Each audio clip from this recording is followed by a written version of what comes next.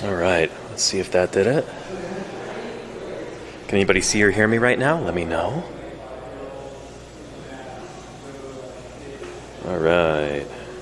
We see you. Excellent, Casey Snower. And can you hear me too? Let me know if the volume is good. Loud and clear? All right. Thank you, Tommy Platicus. Well, everybody. Hello and welcome to the Raymond M. Alf Museum here in Claremont, California, Southern California. A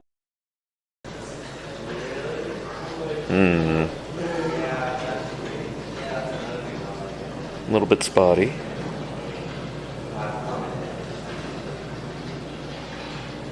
Well, let's go back over there, I guess. Let's look at the Twitch app and see what we can see.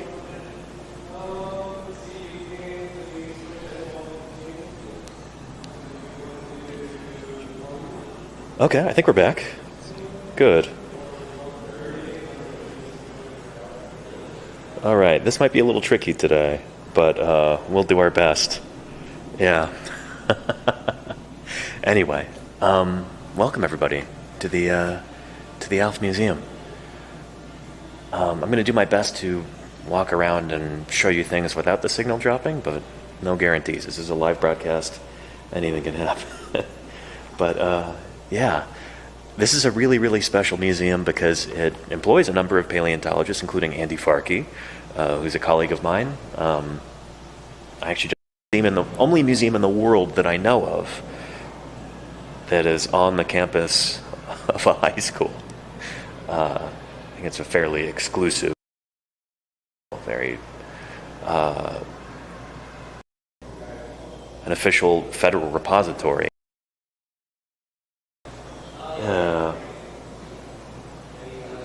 Anyway, and it looks like things are kind of drifting in and out. Let's see.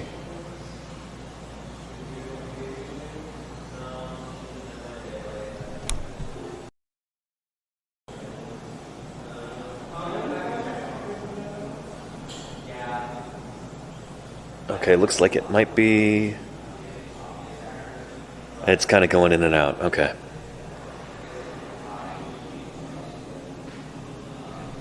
And sort of blip it coming through. Okay, what I'm going to try and opt.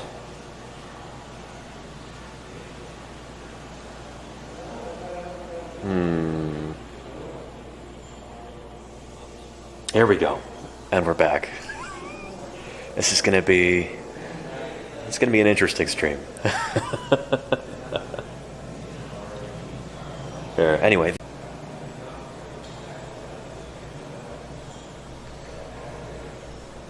Alright, let's see if it returns. There we go. Yeah. So I'm looking at a live view of things right now. So I should be able to monitor when it's working and when it's not. We're figuring things out as we go here. But I don't know how much of that you caught. This is the skull of Griposaurus, which is a big duck-billed dinosaur, very, very similar to the one that we were excavating in Wyoming this past summer. So this is one of your, your very large duck-billed dinosaurs.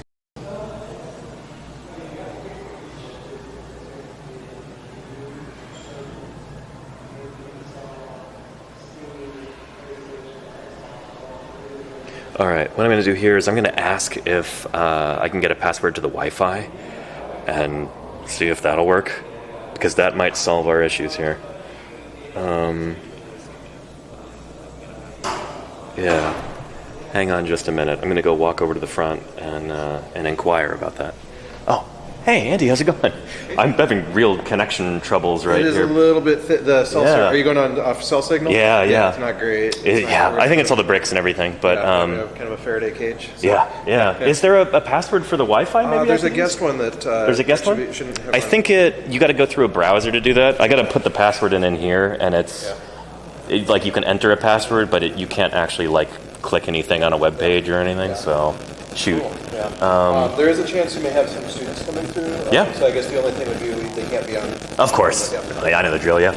But yeah. Just mentioning because I cover my Of course, bases. no, I appreciate that, yeah. Cool. Yeah. Do you have a minute, or are you? Sure, I don't think well, actually, it looks like it's working right now. Oh, cool. Yeah, we're live on there right now, nice. if you can see. Hello. This is Dr. Andrew Farkey, who's a dinosaur paleontologist here, kind of a specialist in ceratopsians. And we've got, despite our connection issues, we've got how many people watching right now? 134, even though we just started. So, well, it's nice to see everyone. Welcome to the museum. Please stop by in person if you're in the Southern California area. Always absolutely happy to have fellow paleo fans here. Nice to meet Danny in person for the first time today, and hopefully you'll get to see some of the cool stuff: the baby dinosaur, the fossil replicas, all the other great stuff all around here. Awesome. So, all right. If you've got to run or something, I appreciate your time. I got a few minutes here. I got a few minutes before you got a few minutes? Yeah. Brilliant. Yeah. Okay. Yeah. Can you tell us a little bit about the museum and what makes this place so special? Yeah. So, well, every museum is special in my opinion, but I'm biased. I'm a paleontologist. But what makes us particularly special is we're the only nationally accredited paleontology museum that is on a high school campus. And so a lot of the fossils that you see here were collected with high school students, some of them found by high school students, and many of them studied by high school students in collaboration with some of our museum paleontologists.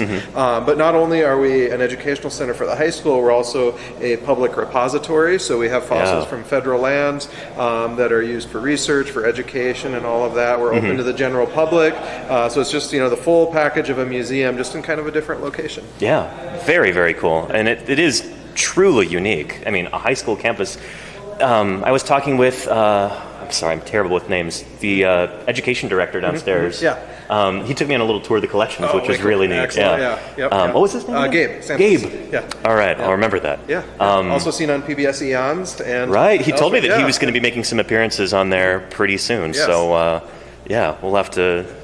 Yeah, we watch a lot of PBS Eons when I'm back home in my office. It's a great show, It's great. Like, they cover so many different topics. But he was saying that a lot of the students who attend here usually, they publish papers while they're still in attendance, while they're still in high school. We're going to have some students at the Geological Society of America meeting. Very nice, Just a few days here, so I'm excited for that. Maybe I'll see some folks there. Yeah. Awesome. And you're going to be at SVP this year, too, right? I am not going to be at SVP, you're not? unfortunately. Oh, shoot. No, I'm okay. sort of all conferenced out for the year. I did the North American Paleo Convention in Michigan this last summer. I heard that was awesome. It was a really great meeting. It's a nice cross-section of people. And then doing Geological Society of America, which is local. I don't really have much more bandwidth in my other life duties and family stuff. GSA and SVP so close to each other too. It's like sometimes you got to make I'm bummed to miss SVP this year, but it's just kind of how it goes. But we've got lots of great projects happening at the museum right now. So a lot of our fossils our focus is really on fossils of Western North America and specifically vertebrate paleontology. My expertise is in late Cretaceous stuff, and so we're doing a lot in the what's called the Mesa Verde Formation, or in the Wyoming pronunciation. The correct pronunciation, they would say, is Mesa Verde. My California students, don't look at that. So we're getting a really nice vertebrate assemblage from there. Some of the first records for some taxa in that area, and it's really cool because it's geographically an in-between location from the northern stuff, the southern stuff, and so we have like that sweet middle zone there. You've got to test that whole fondal endemism hypothesis. Exactly. And some of the, just to kind of preview some of our preliminary stuff, we're finding there is evidence it's kind of a mixing zone in some areas. So we see some things that are only found in the south at that time. There's some of the hybodont sharks, for instance. Interesting. That were like the northernmost record for some of those in that part of the Campanian period, so around 78, 80 million years ago. But then we have other stuff from further up north that seems like it's there. So it's a really, I think there's going to be some interesting stuff once we continue to get results, because we're just in the early stages for a lot of it.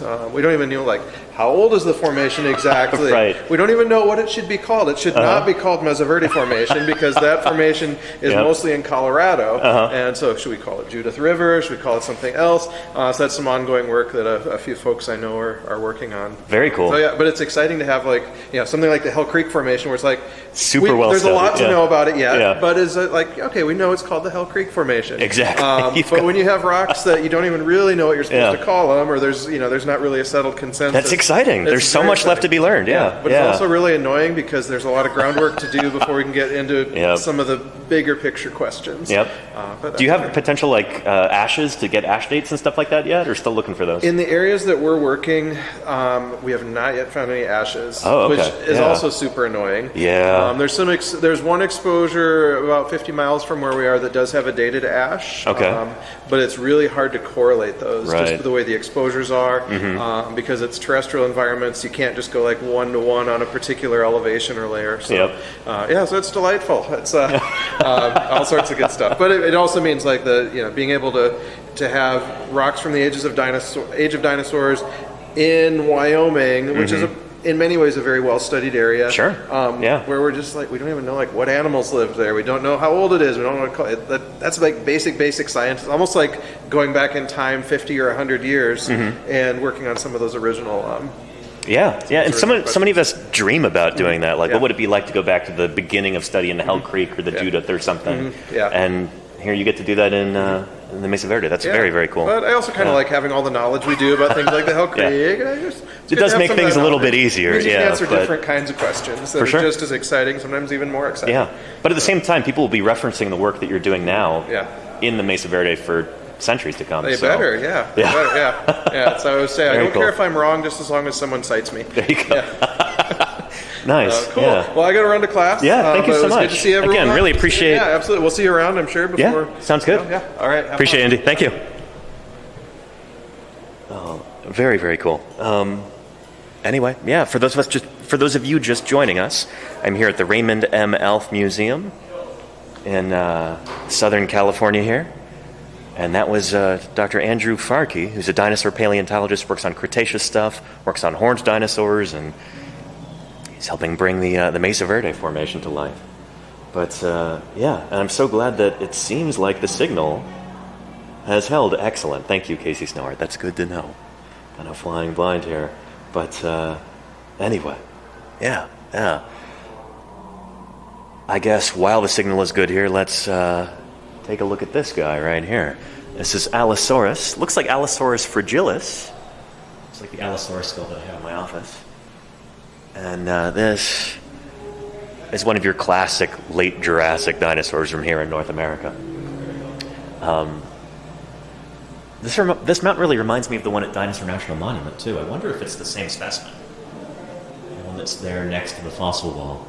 But what I'm really struck by at this moment looking at it, these are just impressive.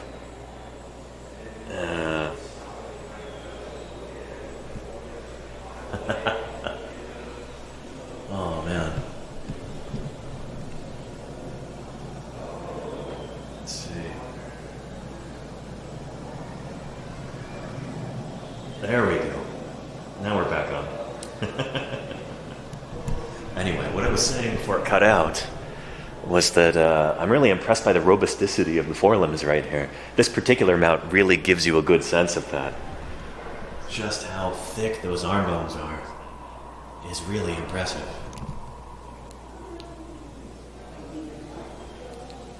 When we're talking about big theropod dinosaurs like this, they have a reputation, like I was saying earlier before it cut out, maybe while it was cutting out. They've got a reputation for having kind of wimpy forelimbs.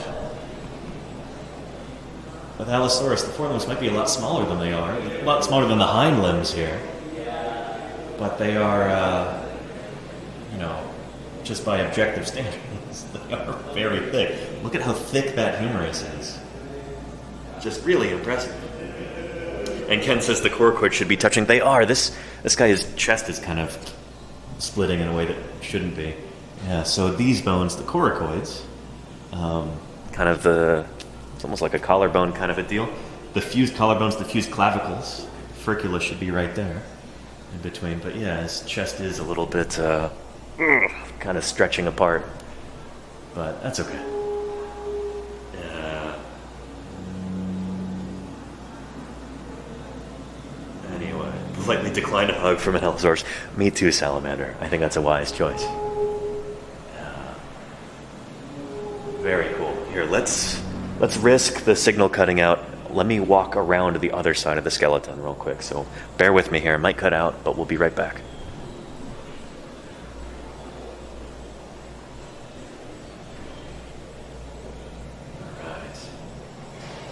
And I love the way that this is lit, too.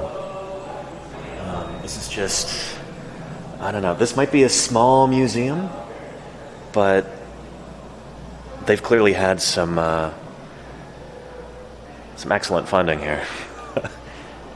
They've been very fortunate, and they've done a lot with it. I mean, really, really thoughtful the way that this is lit. It looks like these displays were all probably made in-house. I don't think this was from, like, an exhibits company. I get the impression that this is all, you know, kind of bespoke, but yeah, really well done. I'm impressed. Yeah. I wonder if anybody in the chat, if you want to, look up the Allosaurus at Dinosaur National Monument, that skeletal mount that they have there. Tell me if this looks similar, because it looks very... Oop, and it cut out. Here, let's go back over here.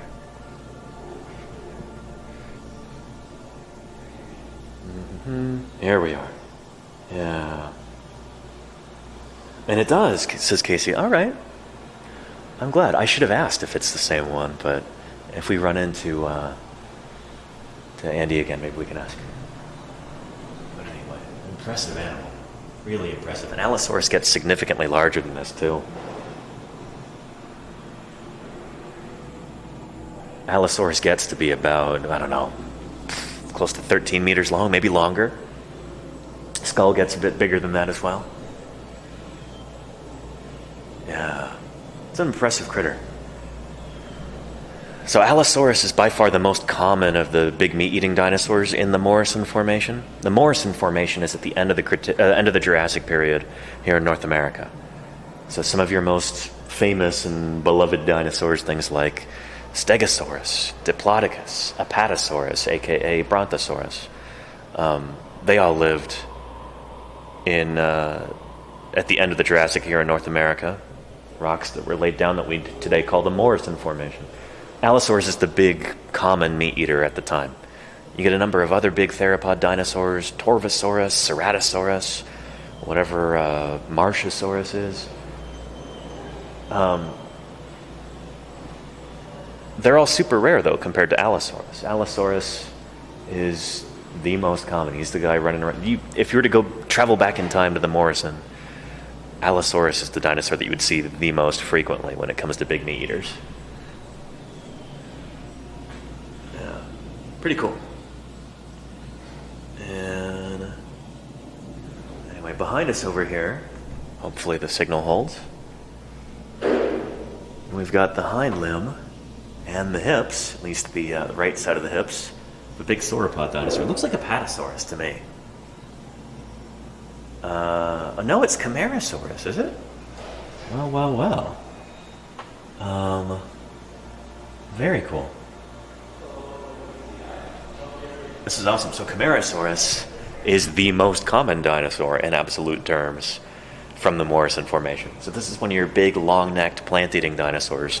And what you're looking at right here is the right leg, right back leg. I would say arm if it were the forelimbs, but right back leg. We've got, this reminds me of when we were in Florida looking at the big Brachiosaurus skeletal mount. We've got the same basic kind of layout here. Those toes kind of curling out to the side. Those big pedal unguals right there, big toe claws. Arranged like that, probably for traction, but maybe also for scratch digging, in the way that a lot of turtles will dig with their hind feet in order to dig burrows or nests. We think these guys are doing that with their hind feet in order to dig nests to lay their eggs in. Yeah. Very cool. You got tibia and fibula, and your femur right here, your thigh bone, and then your hips. Very cool. And this right here, that big bump on the back of the femur, can you see it right there? It goes, whoosh. That is a muscle attachment point for the caudofemoralis muscle. So I've talked about this many times before on stream, but next time you're at a dinosaur museum, looking at a skeletal mount of a dinosaur, or even just like looking at pictures of dinosaur skeletons online, pay attention to that bump right there, because you see it on pretty much every major dinosaur group. That attachment point for the caudofemoralis. We call it the fourth trochanter, if I'm remembering correctly. I think it's the fourth trochanter, not the femoral head is not called the fourth trochanter, right? Anyway, fourth trochanter. And there'd be huge muscles attaching from there to the base of the tail. So as these animals are walking, the leg is swinging back and forth like this, and then that gigantic muscle is kind of helping the leg move back and forth. I'll show you on Allosaurus over here. It probably will cut out for a second, but try our luck. There we go. So right here, it's that fourth trochanter again. You see it on the back of the femur there, and then right here as well. So imagine a huge muscle extending from there to these over here. See, there's these bones jutting out here, and then they attach to the back of the thigh. Animals. This is something that birds didn't really inherit from dinosaurs. It's one of the few major differences between birds and their non-bird dinosaur ancestors. Is that caudofemoralis muscle? That's not really a thing that modern birds have reduced. Thing that was, so integral to dinosaurs. Let's move on over to our big Centrosaurus mount over here, and cross your fingers. The signal holds. Yeah. Here we go. Take a look at this. So this is Centrosaurus. This is a dinosaur we've talked about a lot on our broadcast before.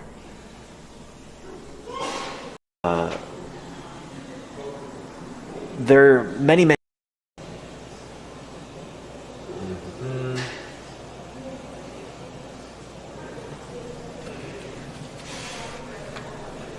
All right. Oh, and we're back. Excellent. Sorry, I'm trying to keep track of when it's working and when it's not. This is just going to be one of those things that's going to drift in and out for today's stream, so I hope you're okay with that. Sorry, everybody. As Andy was saying, it is a bit of a Faraday cage in here. But, yeah, check this out. So, when we've got our horned dinosaurs, there's two major groups. There's the Centrosaurines and the Chasmosaurines. When we're talking about ceratopsids, the actual derived horned dinosaur family. And Centrosaurus lent its name to the Centrosaurines. These guys tend to have kind of shorter frills. They tend to have, many of them have got a much larger nasal horn than they have brow horns, although there's a few of these Albertoceratops that kind of buck that trend. But yeah, so this is on the opposite side of the ceratopsid family tree from Triceratops. The Chasmosaurines, like Triceratops and Chasmosaurus. Chasmosaurus has got kind of a rectangular shaped frill. Centrosaurines tend to have kind of a rounder frill. There's exceptions to this, but yeah, at some point in the late Cretaceous, these two groups split. They diverged from one another and kind of evolved in different directions. And sometimes in some environments you have a Centrosaurine and a Chasmosaurine living side by side in the same environment. Yeah, it's pretty cool stuff. And speaking of Centrosaurines, we've got another one of everybody's favorites right here. Who can tell me what this critter is? This is near and dear to our hearts on this channel. Anybody? Who is this?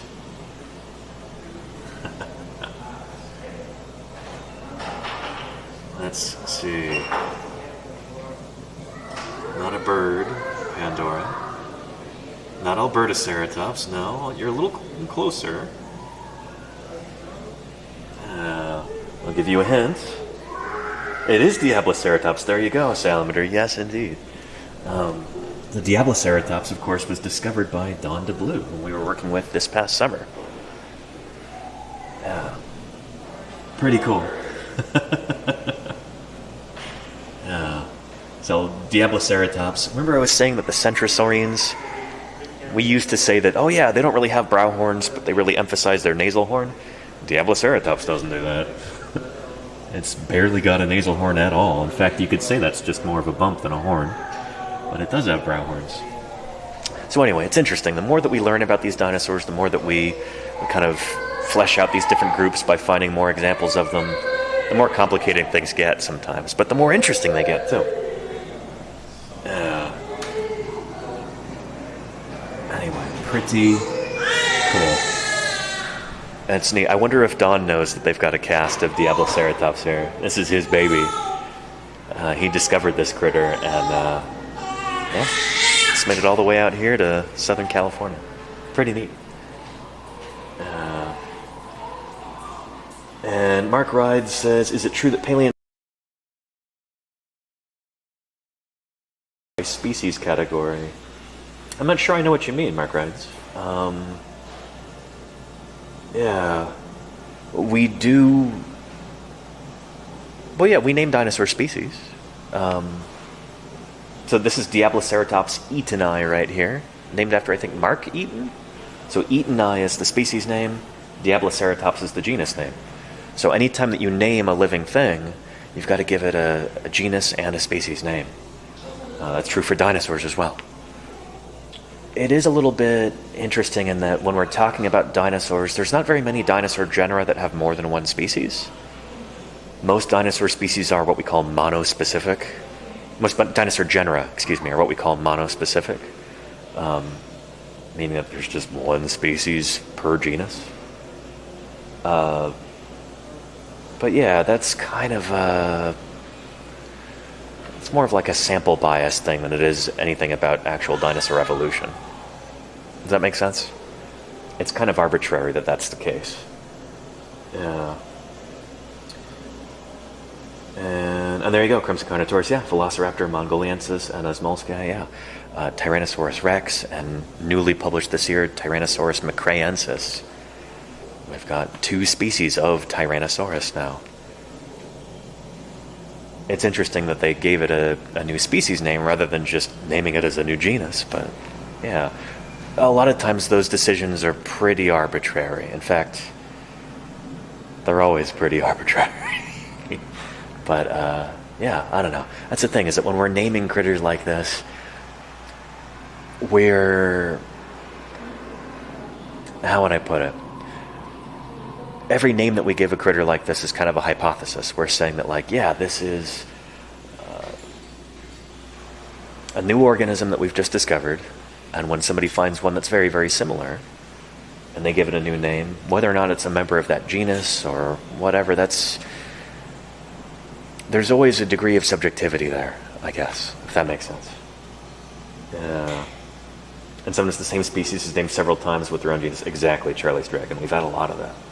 So it gets into the whole lumbering and splitting thing, and I'll talk about this another time when I can show you some examples back home in the office. But for right now, let's take a look at another kind of marginocephalian dinosaur right here. You know and love this one, of course. When I say marginocephalian, what I mean is this group of beaky plant-eating dinosaurs, they've got this big shelf on the back of their head. So ceratopsians are the most famous of these guys. They've got that big shelf on the back. But pachycephalosaurs are another classic example of a marginocephalian. Really the only other example of a marginocephalian. You've got your ceratopsians and your pachycephalosaurs. Both members of the same group, both evolved from the same ancestor, presumably. And there you go, Casey Snowart. Yeah. So this, I'm pretty sure, is the same specimen that I have 3D printed at home. I think this is the Treebold Pachycephalosaurus specimen from Treebold Paleontology. But the teeth on this are a lot better rendered than mine are. Take a look at those teeth. Lovely.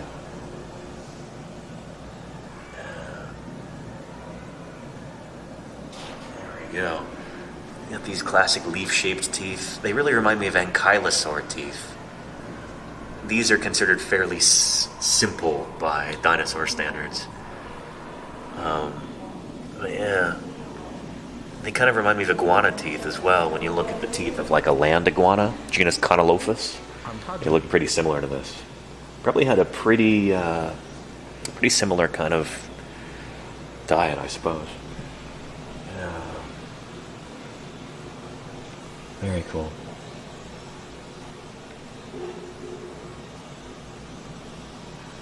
Anyhow, I also want to say, while we're here, and before I forget, we've got a new command for today.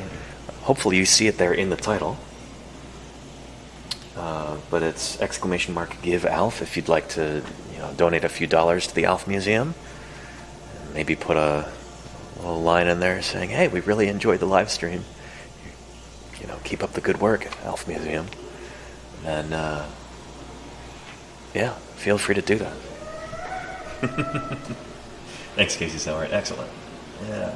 And Cactus Jack, this is indeed a replica, yeah. In fact, I think it's the same exact specimen that I have at home, but mine's a 3D print. This one is a cast. You can see the level of detail there, just exquisite. So parts of this will be filled in too. This skull wasn't 100% complete when they found it. So there's going to be a little bit of artistic license with some of the details, some of the pieces that were missing. But for the most part, this is like the best Pachycephalosaurus skull that I know of. It's lovely. Yeah. And yes, indeed, those are off-the-shelf teeth, whoever said that. Sorry. But yeah, it's kind of your standard herbivorous dinosaur teeth, almost. It can be kind of tricky telling the difference between loose Pachycephalosaur teeth and loose Ankylosaur teeth when you're finding their teeth in, like, microvertebrate assemblages. They've got very, very similar dentition. Pretty cool.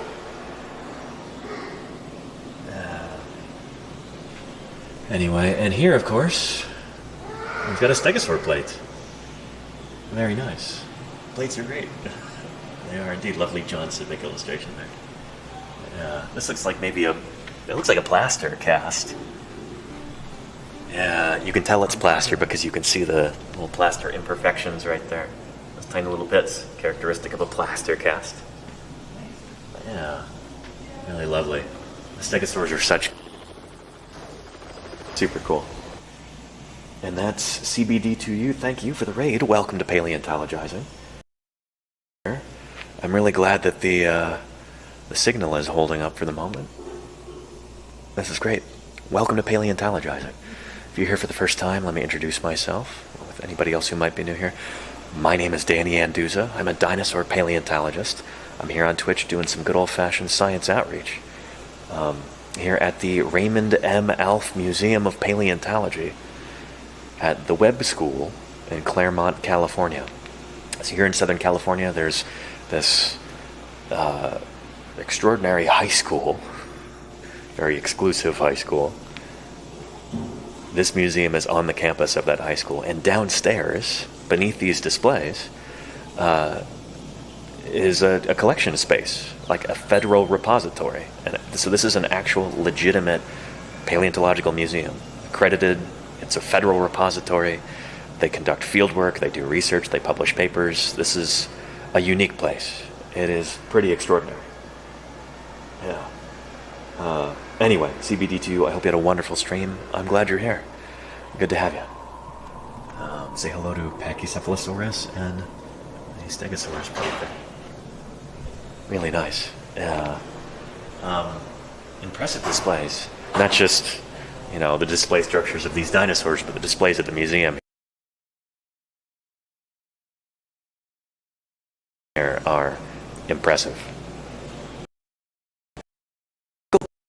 A little bit by the cell signal, but we're going to go back in time to before the dinosaurs, the Paleozoic era. And let's hope that our signal doesn't drop out on us. Oh, it is. Let's see if it comes back. There we go. Does anybody recognize this cutie right here? The before time. There you go, Ken. Yes. It's Tiktaalik. This is really lovely. I've seen this same display in a number of other museums, and it makes me smile every time. So this is your classic fishapod Tiktaalik. We've got the same specimen back home. I still have to paint it, but I've got a 3D print of this bad boy, and I'm pleased to see that I've printed it at the correct scale. This is like exactly the right size. Yeah, Tiktaalik is a really, really special critter because this is very, very close to the origin of tetrapods. What's a tetrapod, you might be asking yourself? Look in a mirror. We're tetrapods, as are all other land-living vertebrate animals. So if it's got bones and it lives on land, it's a tetrapod. And sometimes if it's got bones and it lives in the water, like whales, seals, sea lions, sea snakes, sea turtles, they're all tetrapods too. So it's basically all of the animals that have bones that aren't ray-finned fish or a few species of lobe-finned fish. They're all tetrapods. And so tetrapods evolved from critters that lived in the oceans, from lobe-finned fishes like this, like Tiktaalik. So Tiktaalik is really, really special because it seems to be kind of in transition from aquatic life to life on land. So while this is a critter that you would probably call a fish, sure, it has fins, with fin rays on them. Those fins are very, very limby. It's got these beautiful lobes right there. You know, its fins really look like arms, and they're muscular. They're not wispy like a goldfish's pectoral fins, something like that. These are muscular, and they've got bones inside. They've got basically a radius and an ulna and carpals and phalanges. It's a precursor to our arms today. And Tiktaalik really kind of helped plug a gap that we had there between much more tetrapod-like, like proto-amphibians, and between the ray-finned fishes, the lobe-finned fishes, which are very clearly like fully aquatic. So anyway, this is a fish that, like Neil Shubin says, a fish that could do a push-up. It's got muscular arm-like pectoral fins. Pretty cool. So think of it as your great, however million times great grandmother. Or maybe great aunt. Is Tiktaalik on the direct line to tetrapods? It's difficult to say. We don't know how widespread this critter was. Maybe we'll find a fishapod like this that's, you know, even earlier but more advanced, more tetrapod-like. But for the time being, this guy seems to be kind of right there on that direct line. It's a hypothesis that we'll continue to test as more fossils are being found. But for the time being, Tiktaalik is very, very special, and it's so cool to see a display there. And Mark Wright says, so can it scurry on land and swim? That's the idea, yeah. Yeah, it's also got the beginnings of a neck, which fishes, you don't often think about a flexible neck. If they need to move their body, like move to look in different directions, they just kind of move their whole body.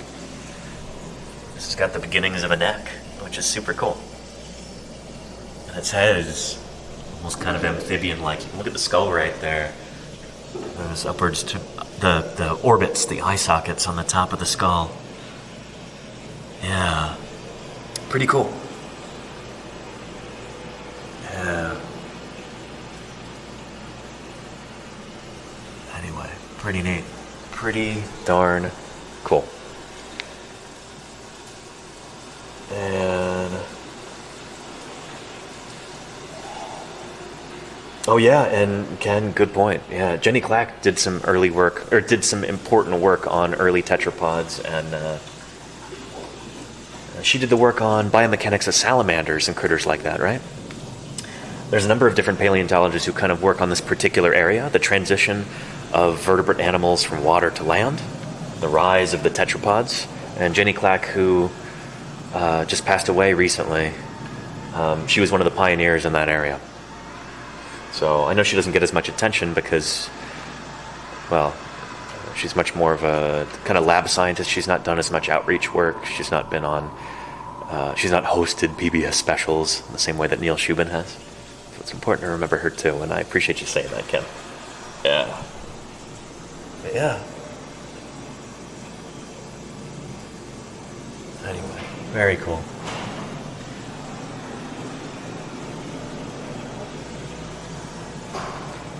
So Tiktaalik is from the Devonian period, about 400 million years ago, give or take. And at that time, crinoids were pretty common. We still have a few species of crinoid around today, but this might look like a plant. And indeed, they get called sea lilies. You kind of see why. But this, ladies and gents and NBs and everybody else, this, it's not a plant. It's an animal. So it's a kind of echinoderm in the same way that a sea anemone is an animal. This is an animal too. In the same way that a starfish, a sea star, is an animal. These are animals as well. They've got this nice stalk that goes up there with all these little, oh goodness, what are they called? Little columnars, I believe they're called. Like that. And then you've got your calceps and then your arms like this. And so these would wave through the water. And then little bits of organic matter, what this animal would eat, would get stuck to those. And then the little bits of organic matter would travel down the arms. They kind of get passed by these little filaments, if I remember correctly. And they go into like a central mouth in there. Pretty cool. Yeah. Yeah, it is indeed a crinoid. There you go, Casey Snowart. Yes, indeed. And it looked like a lure. No, so these guys would have been kind of passive little fish with armor plates all over it. Many fishes during this time had this kind of body armor to protect themselves, because there were some pretty fierce predators doing their thing at the same time, like eurypterids, the sea scorpions here. So these are some of the biggest predators from that particular time.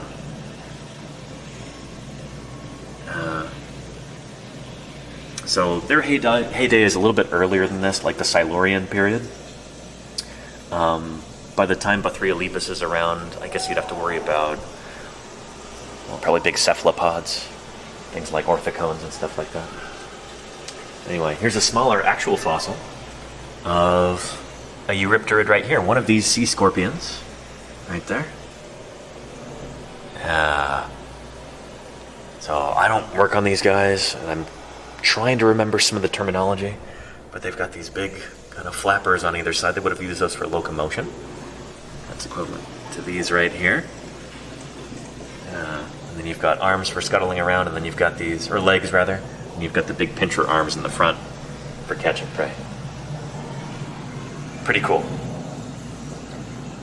Yeah, and weren't the biggest of these the size of crocodilians? Oh yeah, so the biggest of the sea scorpions, the eurypterids, got to be, I think, about 4 meters long. So like 12, 13 feet long. Yeah. About the size of a Nissan Sentra, Nissan Altima, something like that. A small car. Yeah, pretty cool. Anyway, so there's life in the water. We'll transition onto land with Tiktaalik, and then into our fully terrestrial critters here. This is super cool. And this is a cast of, I'm not familiar with this critter, Limnoscelis. Yeah, a reptile-like tetrapod, so this has got to be a reptilomorph, I suppose, from Texas, 285 million years ago. Well, it's going to be about 40 million years before the earliest dinosaur fossils we have. So these guys are, of course, still before the dinosaurs. Critters like this, they have fallen prey to critters like this, Dimetrodon, right there. Classic Dimetrodon skull. I think this is the same one that I have a cast of at home, or a 3D print of, rather. And I'm realizing I printed mine slightly too small. This one, being a cast, is going to be exactly the size of the original. And it's just a hair bigger than the one that I printed at home, so I gotta think about redoing that. Maybe I'll donate that other one to a local museum or something. Yeah. And very funny, DM Wing. DM Wing in the chat is making a joke. Dimetrodon, such a great dinosaur. So Dimetrodon, famous sail-backed pelycosaur right there, is not a dinosaur. Not a dinosaur. I'm going to make that very clear. These guys lived before the dinosaurs, during the Permian period, the early Permian. And despite the appearance there, this is very much not a dinosaur. Everyone's favorite imposter in a dinosaur playset. There you go, Crimson Carnotaurus. So it's not a dinosaur for, I could say a few different reasons, but they're kind of the same reason.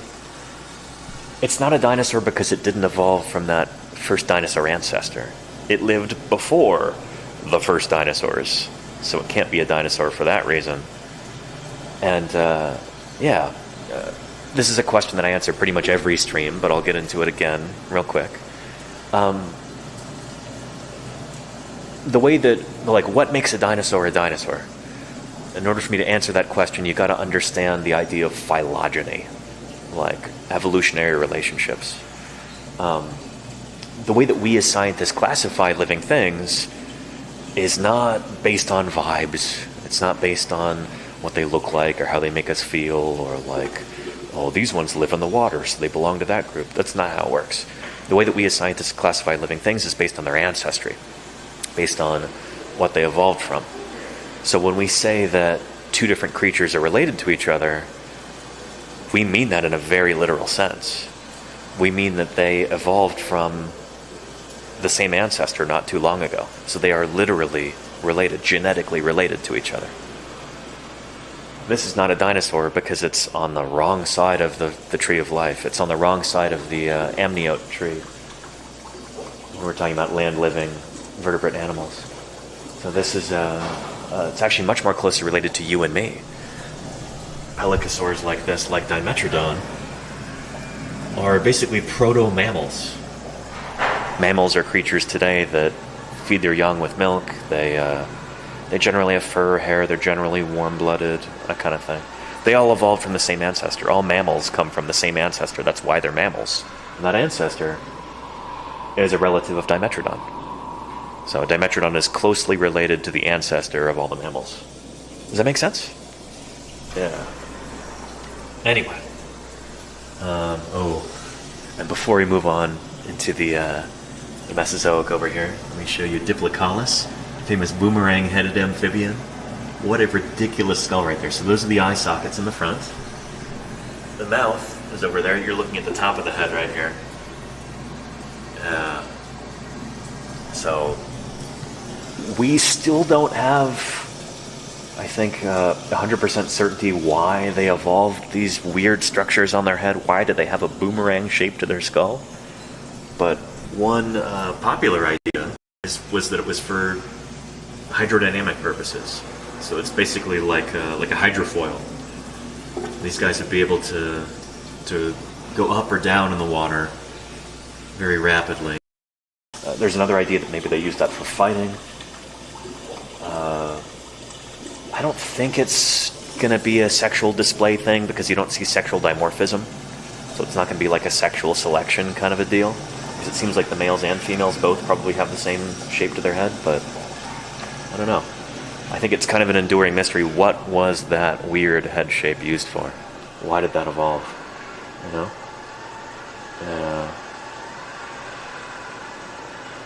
Anyway.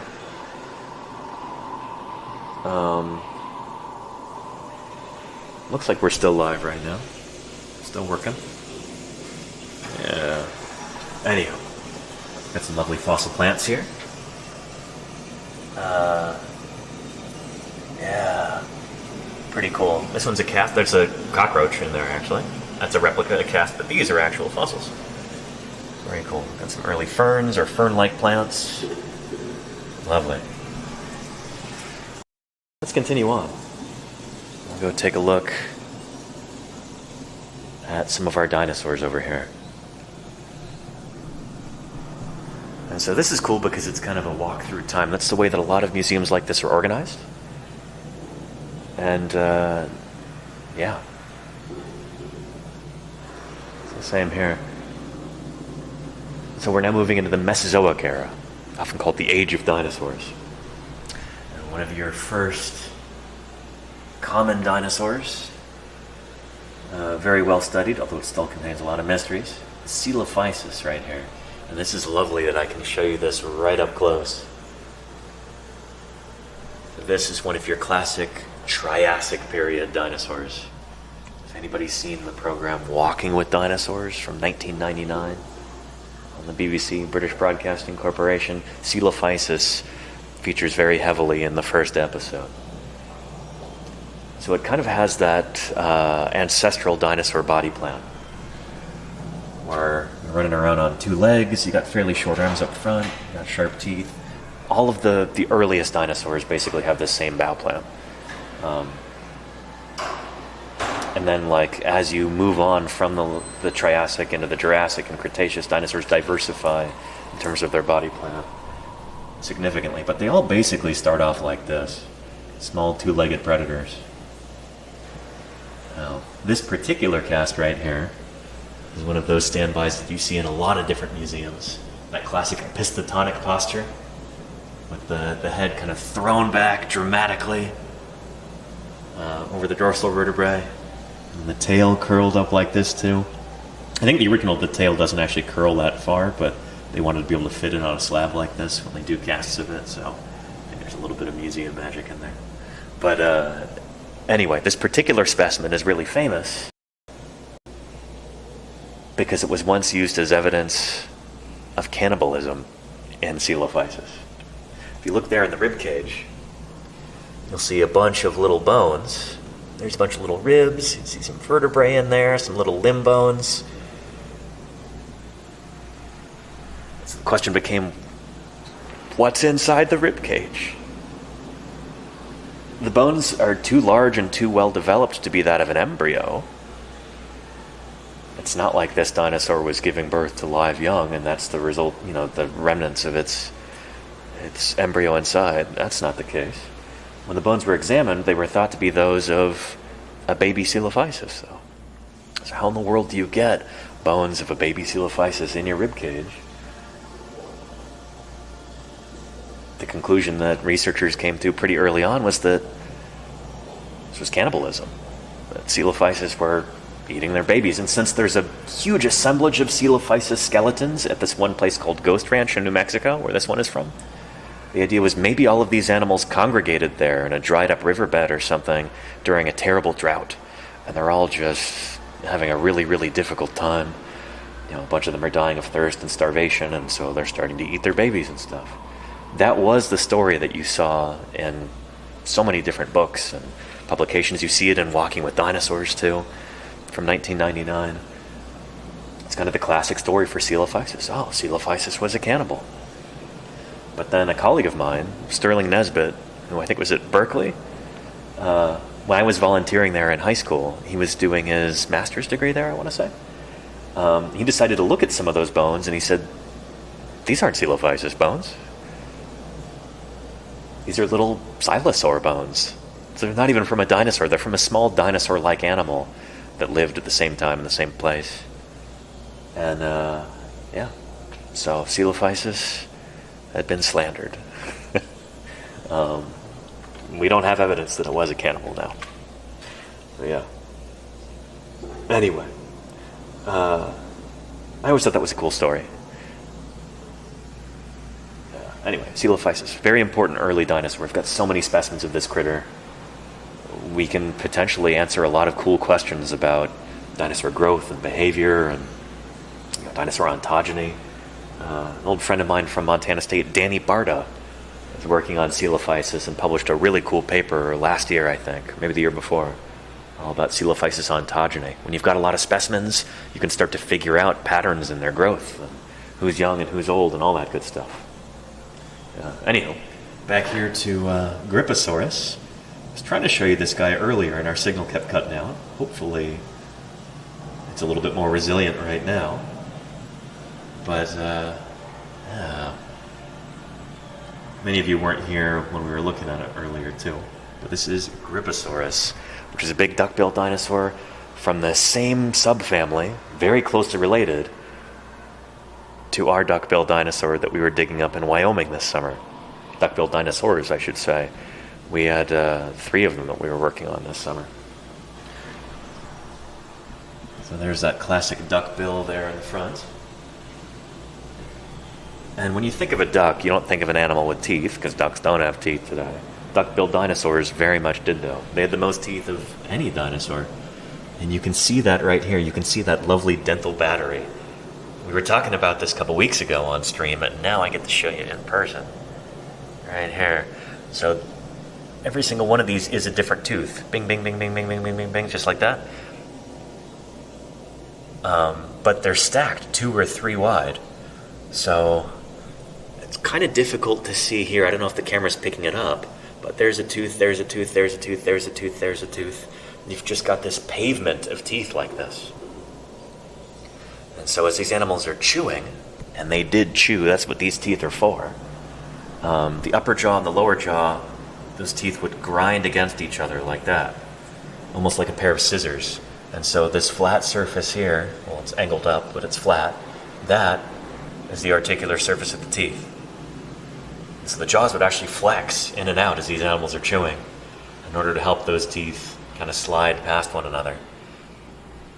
And it really ground them down. Like all dinosaurs that had teeth, these guys were constantly replacing them all the time. As long as they're alive, their jaws are producing new teeth. The new ones are pushing the old ones out, and they're just kind of a never-ending supply. Pretty cool. Yeah. Poor tooth fairy would be kept bankrupt with that critter. Oh yeah. Anyway, it would be with most dinosaurs. Shoot. Well, this is lovely. I think they've got a Rhamphorhynchus found up there. So this is a pterosaur, a flying reptile. Not a dinosaur. I want to make that very clear. This is not a dinosaur. So pterosaurs, aka pterodactyls, as members of the public like to call them, these guys are flying reptiles that lived at the same time as the dinosaurs. And they're very closely related to dinosaurs, but they are not actually dinosaurs. They're like almost as close as you can be to a dinosaur without being a dinosaur. So they evolved from an ancestor just before the first dinosaurs evolved. Think of them as very close cousins to our dinosaur friends. And so that's a little guy right there, Rhamphorhynchus, but check this out. This has got to be Quetzalcoatlus up here. You got your humerus, your radius and ulna, and then you've got your hand up there with little fingers, and the rest of the wing is supported by the ring finger over here. This is digit number 4.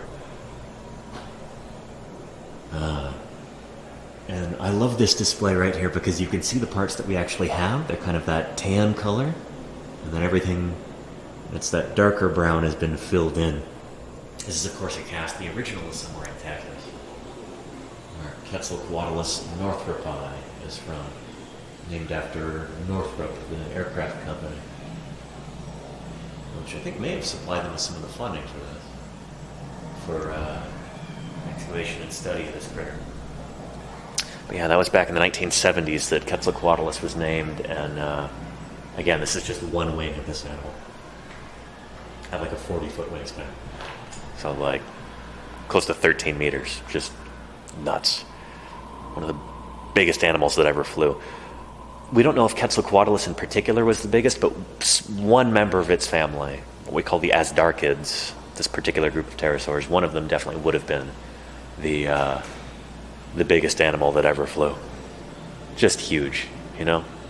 It's like a flying reptile the size of a small fighter jet. Amazing. And there you go, Crimson Carnotaurus, yes. Yeah. I think it's about the size of like, I don't know, fighter jets really vary in size, but maybe the size of like a Hawker Hurricane or Supermarine Spitfire. They had something like a 40-foot wingspan, right? So yeah, pretty cool. And Angie Nemo, are you the only person there? It looks so empty. There's a few other people here, but yeah, this is a small museum that's actually on a high school campus here in Southern California. So it's not like a big public museum that people are constantly cycling through. This is kind of tucked away, but if you're ever in Southern California, make sure that you visit. It says, I love Quetzalcoatlus. It's pretty cool. It is pretty cool. Lovely cast of Pterodactylus right there. So these are pterosaurs, and their wing is made of just that super elongate fourth digit. That's their ring finger right there. Very different from the hand and wing of a bat. This is a bat right here, not a pterosaur. But they put this here in order for you to be able to see how the wing membrane is formed. With bats, it's their whole hand, and there's a skin membrane that stretches between all of these. There's their thumb, pointer finger, middle finger, ring finger, pinky finger. And yeah, with these guys, it's just that super long ring finger up there. Digit 4. Pretty cool. And I said Pterodactylus there, Crimson Carnotaurus. I don't think Aerodactylus is a real genus, but yeah. And yeah, oh, and then we've got a human arm and a bird arm. With birds, their wing membrane is made of feathers that come off, just like Ken was saying.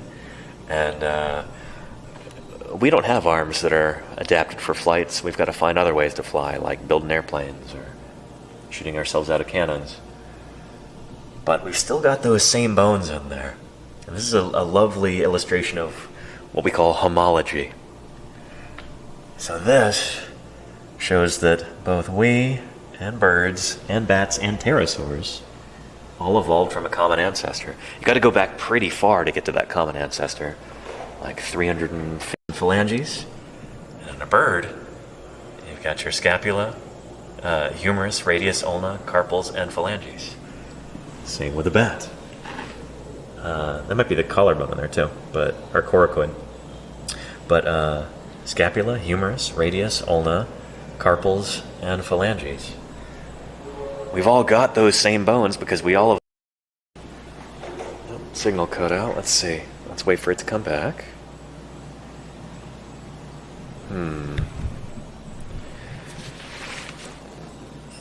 Okay, should be coming back. There we go. Sorry. Yeah, signals were a little bit spotty in here. But, yeah. I was just saying, when we look at our Allosaurus, right here, too, it's kind of an essential thing to have if you really want to talk about the development of life on land. Yeah.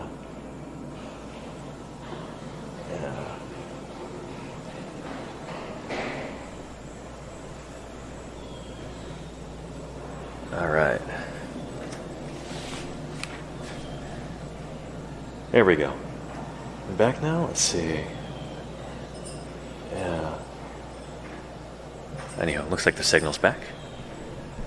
Take a look at this. These are not cats. These are the original specimens here. This is a tail of a big duck-billed dinosaur, a big hadrosaur, from the Hell Creek. And I love that they have the ossified tendons here, too. This is super cool. So what you're looking at is the tail of this critter, and these guys could have enormous tails. If this is from the Hell Creek, this is going to be Edmontosaurus. There's a photo of it being excavated, right there. So this is from Montana, from, I think, Lower Hell Creek, if that sign is correct. Yeah. So this is from one of the biggest duck-billed dinosaurs that ever lived. Not this individual, but this genus, Edmontosaurus. And it is a sizable critter. I mean, I'm trying to give you some sense of scale with the hind foot right there. But that is impressive. Those toe bones are so thick. You've got these massive... thick those toe bones are. And then right at the end, you've got the pedal unguals, the big hooves, basically. A blunt claw like that. It's used for traction. Yeah. Really lovely. And this is cool. So you've got the distal end of the femur, so that's the knee right there. And the proximal end, erosion must have gotten it before they could dig the whole thing out, you know? Usually when you're finding critters like this, they've been out in the elements for decades, sometimes centuries, before you actually stumble across a specimen there. And this is what it looked like in the field. I love that they have this on display. That photo blown up, so you can see that. We've got an Estwing rock hammer for scale. Look at that.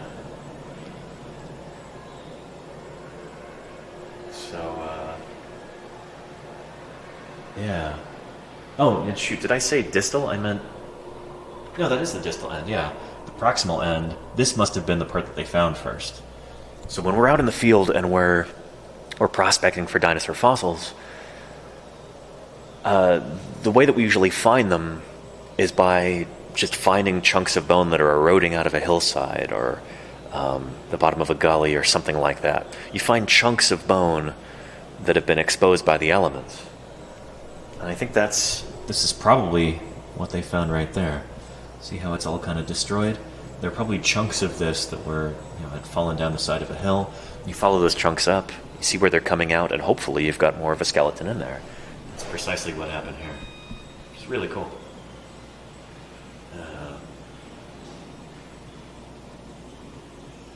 And Casey Snowart says, I like that Danny thinks I know the difference between distal and proximal off the top of my head. If you just think about it for a minute, it makes sense. Distal is like distant, it's far. Proximal, like close proximity. So, proximal, distal. So the distal end is the part that's furthest away from the core of your body. So that's the knee right there. This is the lower part of the femur. The proximal end is the part that's closer to the core of your body. That makes sense? It's easier than you think, Casey Snowart. Yeah. Anyway, very, very cool. So this is found back in 1997 in the Hell Creek Formation of Montana. I've done a lot of work in the Hell Creek myself. One of the world's most famous, dinosaur-bearing geological formations is the Hell Creek. Careful excavation revealed delicate skin impressions and preserved tendons. And you see some of those right there. These bones that are kind of going across, the long, thin ones, almost look like stretched out pencils or pieces of bamboo or something. Those long, thin bones. Those are ossified tendons. And that's exactly what it sounds like. They are tendons, like tendons and ligaments. Tendons that turn to bone, they ossify over the course of the animal's life in order to build kind of a stiff lattice work to help support that tail. Because dinosaurs like this absolutely did not drag their tails on the ground. The tail is held out stiff behind it for balance. And those ossified tendons help with that. Help keep the tail nice and rigid. Keep it from sagging. Pretty cool. Yeah.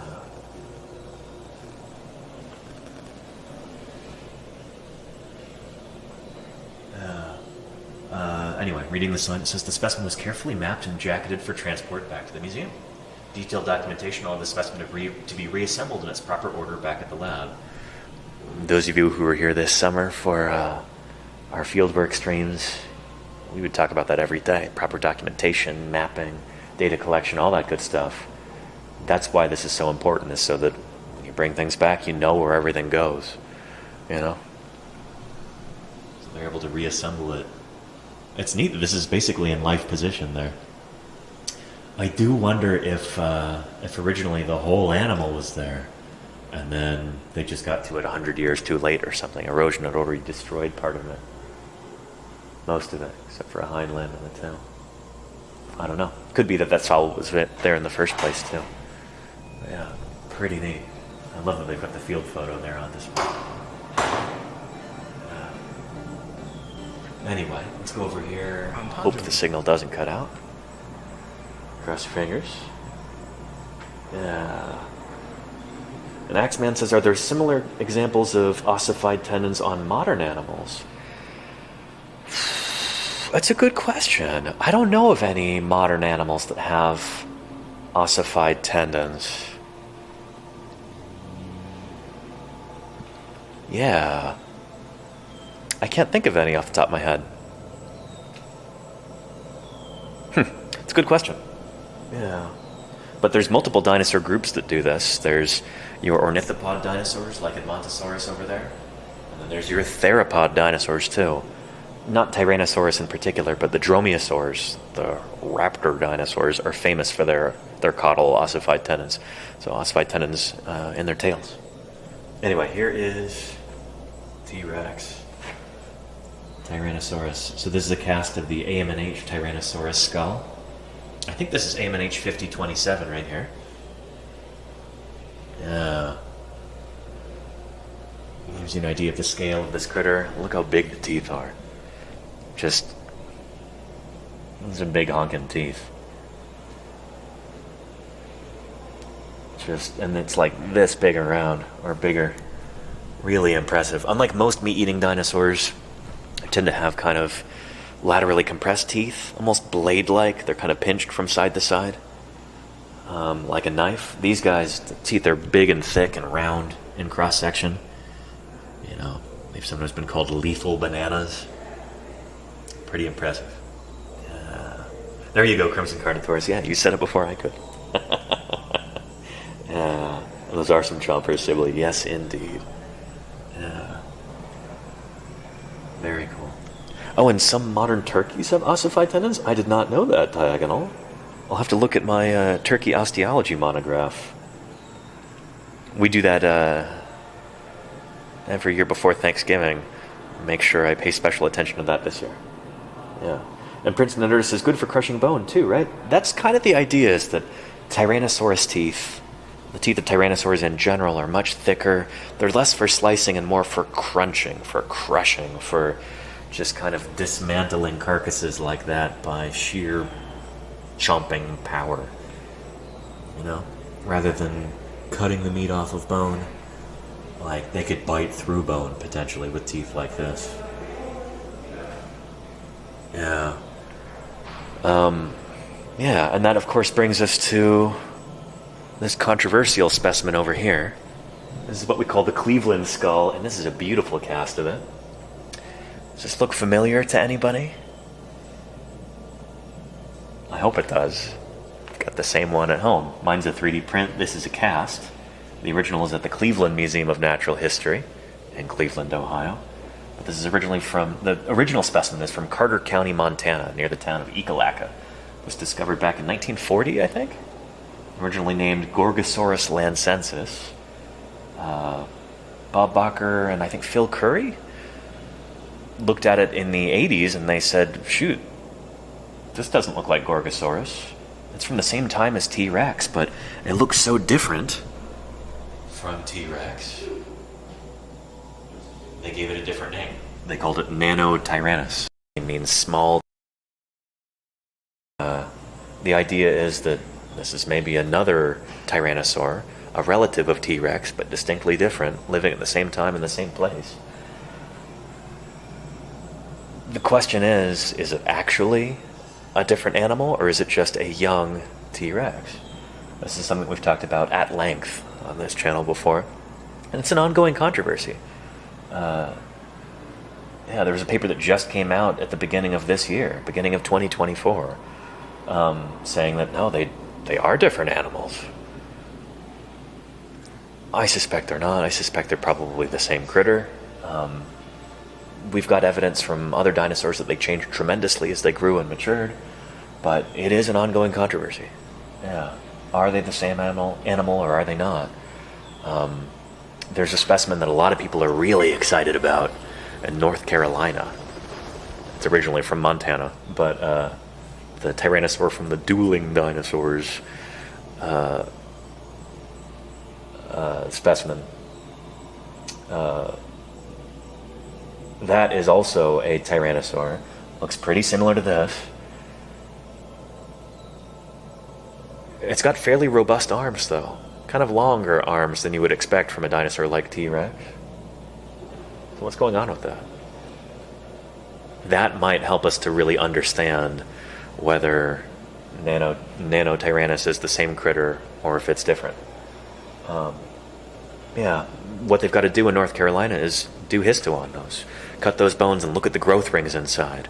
Is it a young individual when it died? as we would expect if this is just a young T-Rex, or if it's clearly full grown from counting the growth rings inside and looking at the maturity of the bone, then that would suggest that Nanotyrannus is an entirely different dinosaur. You know, a close relative, but different from T-Rex. I'm really eager to see what histo sampling of that dueling dinosaurs Tyrannosaur yields. You know, could be kind of a way to tell once and for all. You know. Anyway, so have they still not done histo on Nano? As Casey Snowart, they have on a few specimens like Jane from the Burpee Museum, originally from Montana, but at the Burpee Museum in Rockford, Illinois. She's a juvenile, not full grown, not nearly full grown. A number of other Nanotyrannus specimens have been histosectioned. They turn out to be pretty young. I don't know if anybody's actually done histo on this, on the original. But yeah, it's difficult in skulls. You really want a good limb bone like a tibia. It's going to yield your best lags, your best lines of arrested growth rings. So I don't know. But what we can tell is that the brain of this guy, since there's a brain case inside, the structure of the brain looks pretty different from an adult Tyrannosaurus. But is that just because their brains change a lot as they grow and mature? Could it also be like that their brains are evolving and this guy is from the lower Hell Creek, like a lot of that stuff in Ekalaka is, and a lot of the other Tyrannosaurus specimens are from the middle or upper Hell Creek? Are we looking at stratigraphic variation here? I don't know. There's a lot of variables to be teased apart, you know? Yeah. And Jim says, yeah, the Dueling Dinosaur Project should be definitive. I hope it is. Yeah, I hope it is. We'll see. Anyway, Jim, it's good to see you. I'm here at the Raymond M. Alf Museum. First time visiting. Been, hearing wonderful stories about this museum for decades. I'm finally here and ran into Andy Farkey earlier. So talked to him. Talked to Gabe, who's used to be collections manager here. Now he does like education and outreach. Got to visit collections. It was super cool. I won't be able to take you into collections because there's no chance we're getting signal in there. This is a concrete building and we barely get signal upstairs here. Oh yeah, if the signal does cut out at any point, know that that's what happened and just wait around for a couple more seconds and it'll come back. But yeah, anyway. How many people do we have watching right now? 299, not too bad. Yeah. Here we go. And Crimson Carnotaurus says, have there been such variations found in the young and adults of other dinosaurs? Oh yeah. Even more dramatic variations. When you look at these weird ceratosaurs like Limusaurus, they have tremendous dramatic changes in their skeletons as they grow and mature.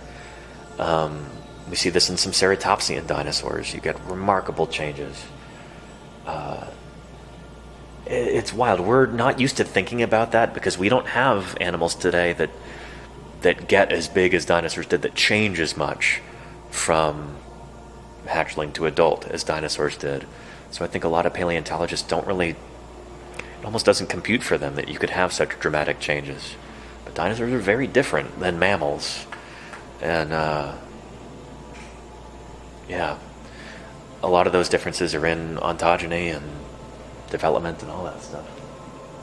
Anywho, speaking of mammals, let's move on from the Cretaceous period here into the Paleogene period, the beginning of the Cenozoic, the age of the mammals. There we go. So it says 65 million years ago until today. With recent advancements in radioisotope dating, we now know it's 66 million years ago. We've got more precise dates nowadays, but yeah. Here we are in the age of mammals. And we've got some lovely fossils in here. Can anybody tell me what this is?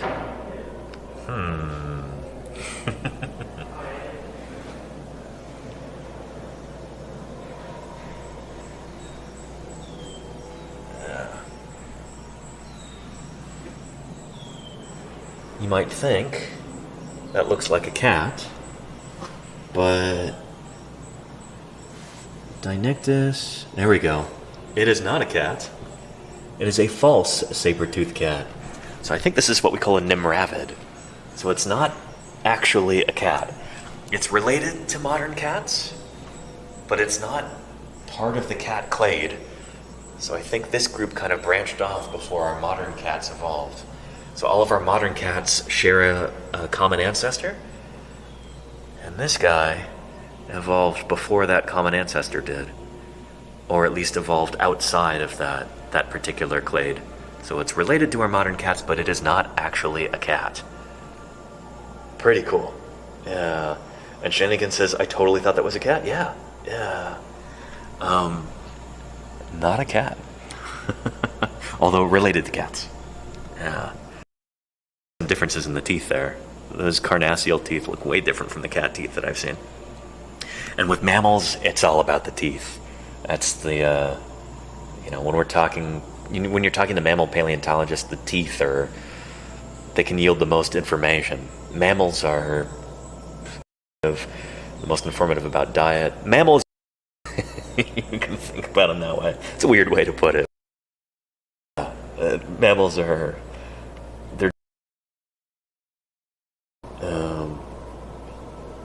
anyhow, I hope our signal is holding up. It's not cutting out left and right. Take a look at these guys. Very cool. So these are Brontotheres, I think? Yeah, Brontotheres. There we go. Excellent. So these are big, kind of superficially rhinoceros-like animals. I don't know what the consensus is on how closely related to rhinos they actually are. But, yeah. Very cool. And I want to make this clear. This is after the extinction of the dinosaurs. So when we moved from the Cretaceous period into the Paleogene period, there's a major mass extinction separating the two. So kind of this line right here. Think about that red line dividing us. That is asteroid impact. You have the end of the age of the dinosaurs and the beginning of the age of the mammals. So mammals existed all through the Mesozoic, or through most of the Mesozoic. They were here for most of the age of the dinosaurs. They evolved roughly the same time the first dinosaurs did. Maybe a hair after.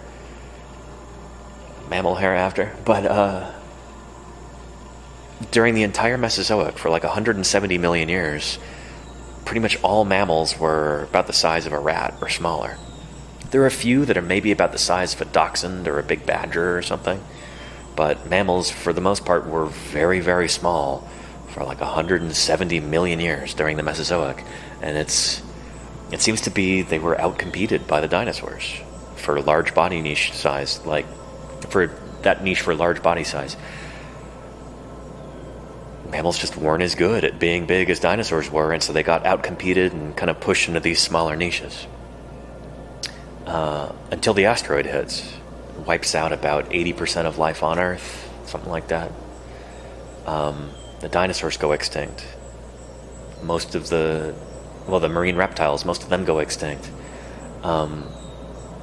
Frankly, most of the birds and mammals go extinct too, but a few of them manage to eke through, a few of them manage to survive, and it's just suddenly all the ecological jobs are open.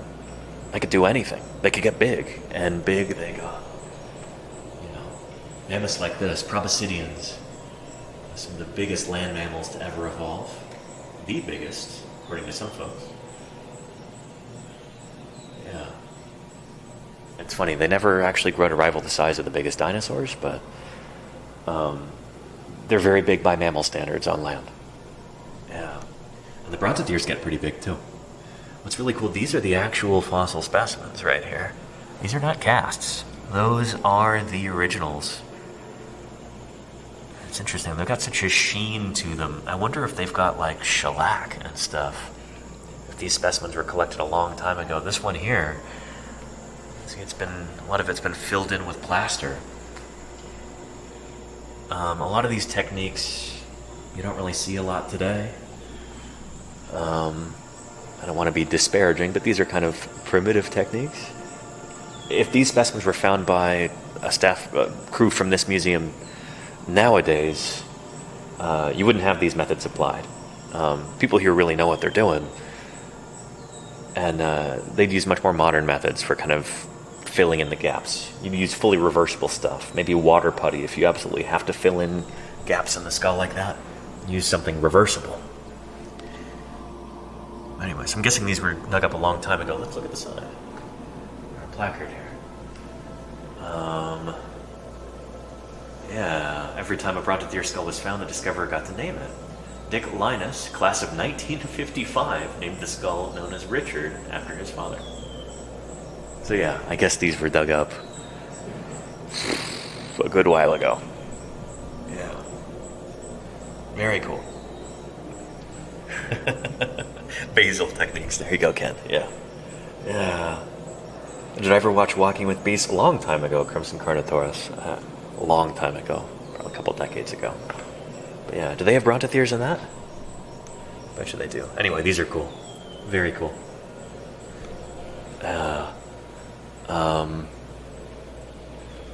Is this a Gomphotherian jaw? Let's see.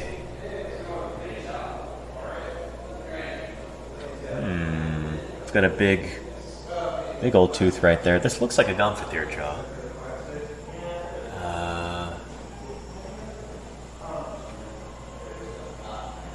Yeah. Zygolophodon. Okay. Yeah, it might be a Gomphotherian or a similar critter. So this is related to our modern elephants. Yeah, as a dinosaur guy, I don't really know a whole lot about these. Hey! You got your proboscidean stuff. Yeah, is this a Gomphotherian? Who is this? Yeah. Nice, okay. Type thing, yep. Out of Barstow. Oh, very cool. One of the very right rare here in California. specimens from that, around 15 million years old. So some excellent. of the oldest elephant-type animals in North America. Very nice. Some of the very oldest fossils known. Very, very cool. Yeah. Do you want to see some cool paleo history? I'd love to. Okay. Yeah. So, for everybody who's just joining us, this is Dr. Andy Farkey here. Hello again. Dinosaur paleontologist. Yeah. Nice to have some of you from earlier, when I saw earlier before I went to class. I just got done with teaching class. Awesome. Hope it went well. It did, yeah. Excellent. And hopping back in. So awesome. Yeah, so y'all are walking through the Cenozoic and okay, cool. The signal seems to be better on this side of the building, okay, so it's it's that magic, the pull of the recent, the magic I guess so. of the Cenozoic. Yeah. As some may know, if you were here earlier, I talked about how we're on a high school campus, and so a lot of our fossils were found by students over the years, over the last 80 or almost 90 years in the museum program here at the Webb Schools. And so a lot of these fossils in this section were found by students over the years. And one of the earliest students at the museum was a guy by the name of Malcolm McKenna. Right. Well-known paleontologist from the 20th century. Went on to become one of the head paleontologists at the American Museum of Natural History. And he actually got his start collecting fossils when he was a high school student. Really? And so I had no idea. Wow. This is like holy a cow. deep dive. So for those of you that aren't familiar with him, look him up you can find him on Wikipedia. He's a big name. Yeah, he's a big name. He named a lot of dinosaurs. He was one of the first Americans back into Mongolia after communism fell. That's right. He was instrumental in helping those expeditions get started. So there's dinosaurs named after him, even as a mammal guy. So he, really, it's a high honor. Yeah, it is. Yeah. So he got his start here back in the 1940s. I had no idea. That's amazing. And we very have cool. just over this way, if you want to follow me. One of the very first fossils that he found as a high school kid. And so that's this skull right here. Impressive. Of a Brontotherian, an animal called Megacerops. Right, This was one of his very first finds. Pretty impressive. Yeah. Are these guys related to rhinos? Are they perissodactyls? They I forget. are perissodactyls, but they are not true rhinos. They're not like that rhinoceros. They're kind of independent. They're really bizarre animals. They look like, they're kind of like, some monster out of a D&D campaign. right down to the little beady eyes. You know, when you look at the orbits right there. Yeah, so I'm gonna be bad and stick my hand. I'm a paleontologist, so it's okay. So you see like this whole open area here. And it's like, oh, where do the eyes go back here? And this little area on the front of that skull, that's where the eye was. That's cool. The eye socket. So you imagine like the eyes are really much bigger than our human eyeballs. Which is a little, disconcerting. But yeah, this skull was found by him as a student. So he was a teenager, and because we didn't have the preparation facilities or the expertise on staff at that point. It was actually another fossil preparator who worked for some area museums who did the fossil preparation on it. So, right. Wow. Yeah, so this was really the fossil that started Malcolm McKenna's career as a paleontologist. Amazing. Yeah. And I would have walked right by this and not had any idea. Thank you so much for showing us. Holy cow. Yeah, there's a few other fossils around here that he found. A number of other paleontologists over the years who got started. A guy by the name of Dan Fisher, who just retired from University of Michigan. He's a guy that's done a lot of the foundational work on mastodon and mammoth ecology and behavior. So he was also from here. So, very cool. Yeah. And if people want like a really deep dive on pop cultural connections, the guy who created the character Gumby from like way back in the 50s, 60s, Art Clokey, was a student here also, and was on the trip that found the very first fossil specimen that did this. So very cool. Most people, I guess I'm of an age that remembers Gumby as a character. Sure. Me too, more but barely. People don't. It was a very well-known cartoon, probably like through the 1980s or so. Early 90s. Stop motion animation. Stuff, but the creator of Gumby, Art Clokey, was always fascinated by movies and that kind of thing.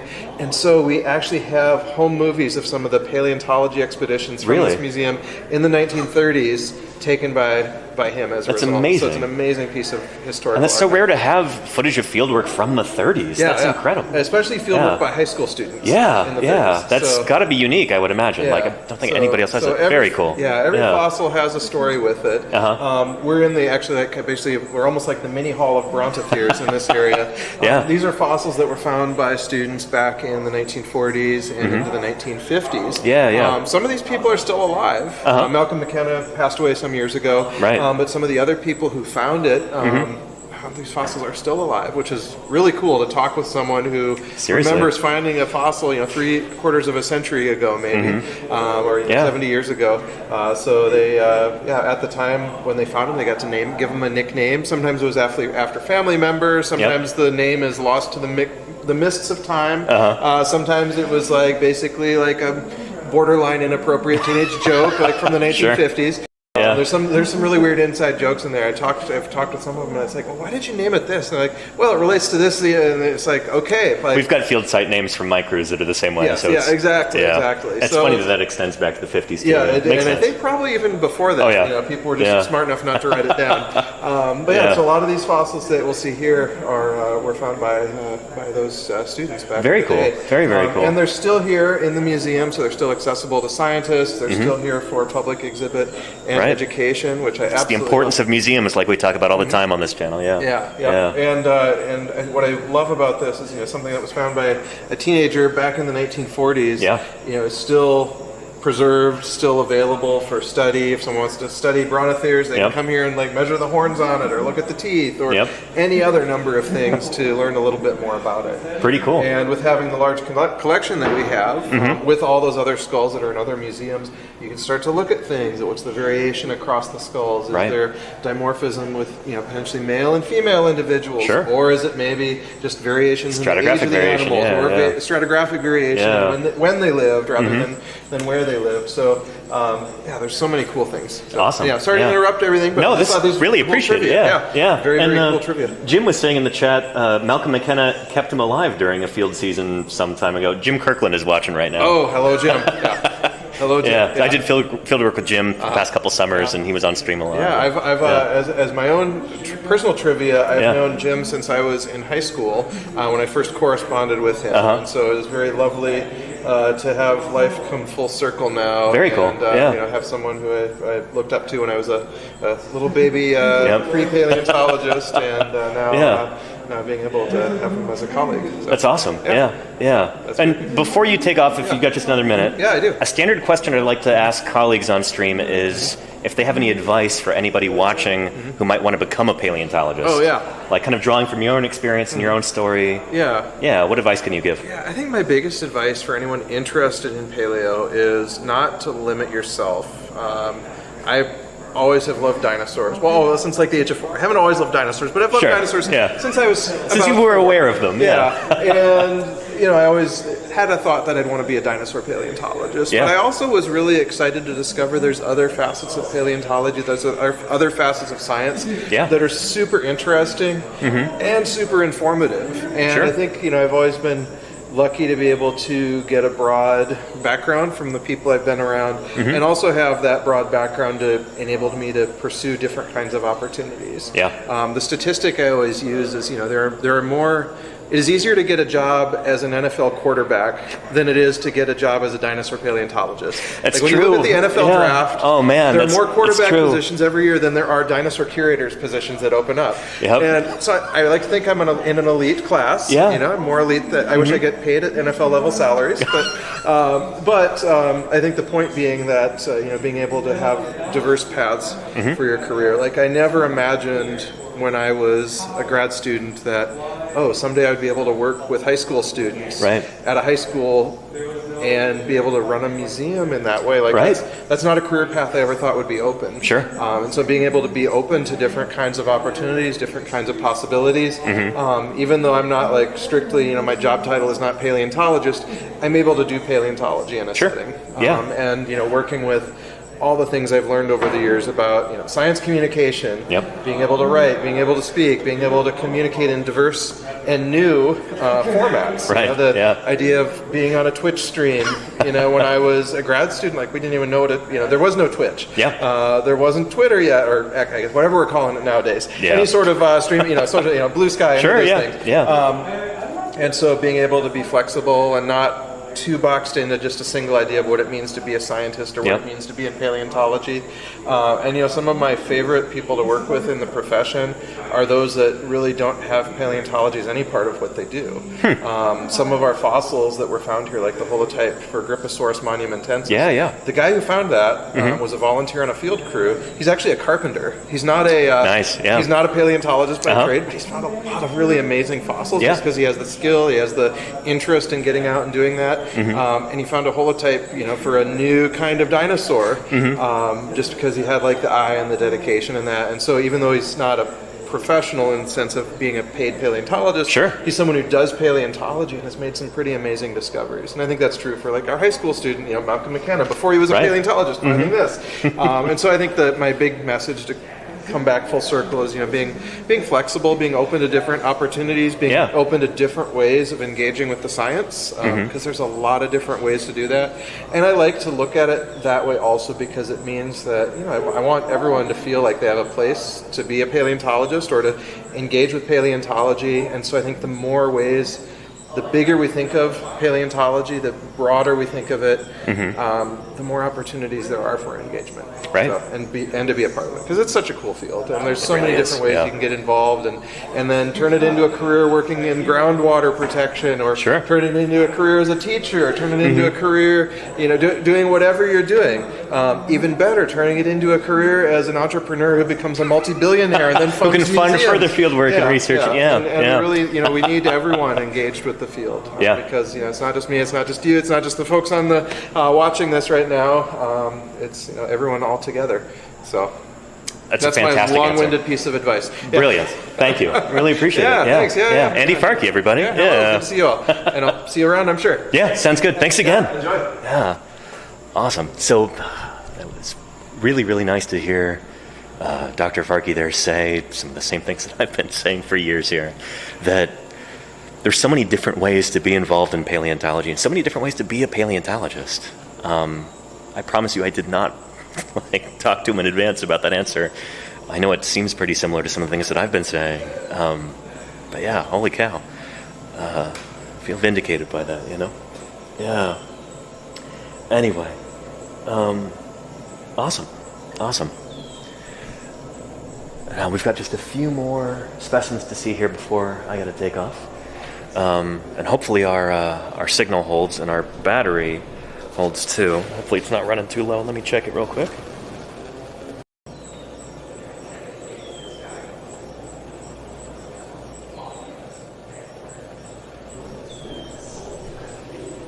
All right, looks like we're back.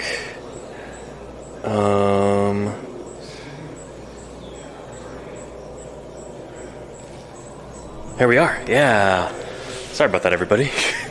I don't think was a signal issue. We just had a battery hiccup there. But anyway, over here, what was I saying? Oh yeah, camels. So during our last broadcast from the Oakland Zoo on what was it, Thursday or Friday? Friday. We were talking about camels and how they first evolved here in North America. They are, even though people associate them with far-flung locales, exotic places, camels first evolved here in North America. This whole group, as far as we know, originated here in what's now the United States. And this is Protolabus, which is a buried camel from right here in Barstow, California. Very cool. 5 feet tall at the shoulder, 7 feet long, weighing about 300 pounds. This critter is sometime during the Neogene, I presume.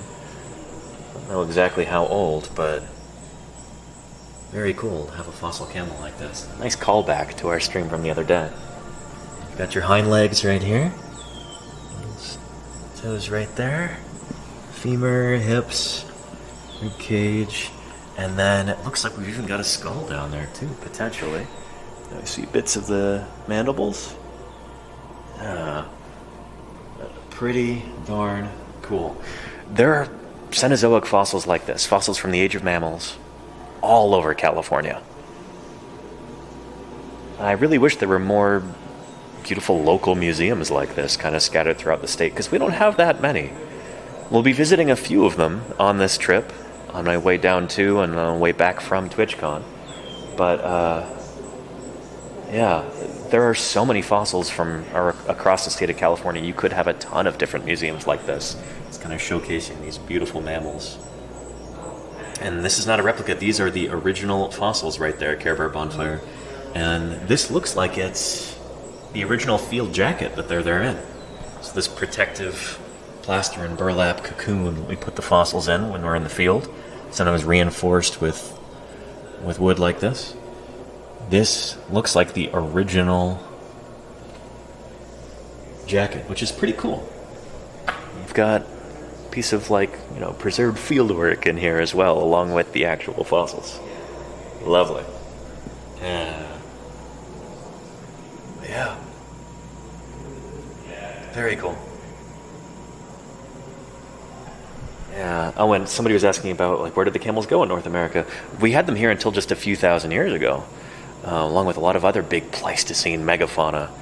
And if and when we visit La Brea on this trip, I'll show you some of them. But there's a ton of camels from there. They existed here until just about 10,000 years ago. And they would have been encountered by the first people who came to North America across the Bering Land Bridge. The ancestors of Native American peoples encountered camels, mammoths, mastodons, ground sloths, saber-toothed cats, dire wolves, all kinds of critters. In combination with climate creatures in. Yeah. But yeah. Up until pretty recently, just a few thousand years ago, you could have seen this landscape, And critters like this walking around, mammoths, giant bison, critters like that. Anyway, let's continue on.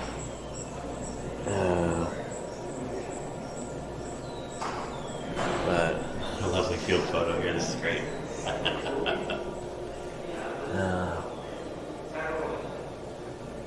So I think these are some students here at the web school. This would have been back in the 40s or 50s, I presume.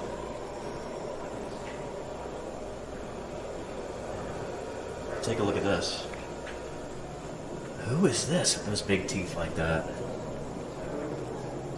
I'm not sure who this is. Oh, it's Brontotherier. Okay, Brontotherier bone bed. Not identified down to genus level, interesting. 35 million years ago from Wyoming. And that does very much look like a Wyoming kind of landscape there, in that picture. But take a look at that. Lovely. And these are the actual fossil bones on display once again. You know? Not replicas, these are the real thing. Dug up in the 50s, presumably. Very cool.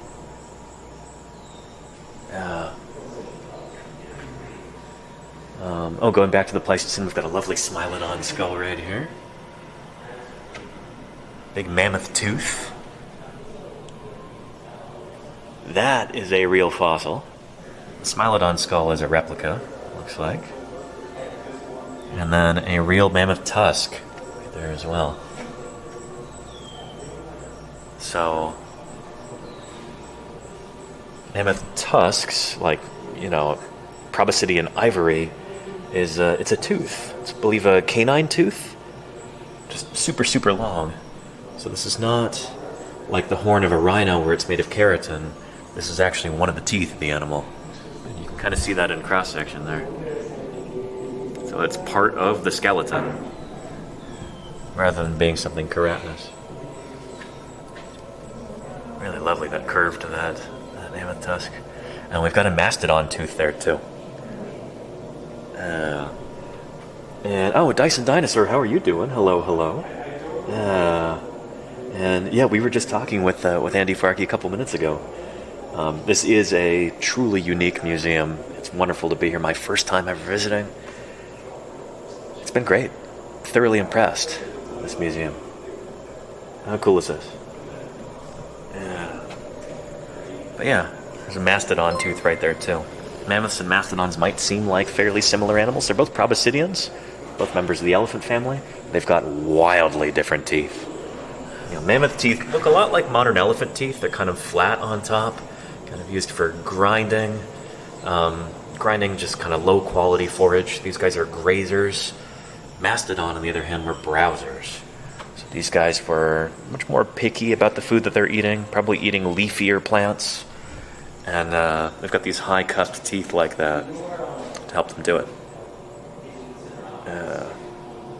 And very funny DM wing. None of the animals you see in here are dinosaurs. I know you're joking, but still. And then... Oh, this is cool. Alexander Morrison, are you here right now? Because you're going to love this.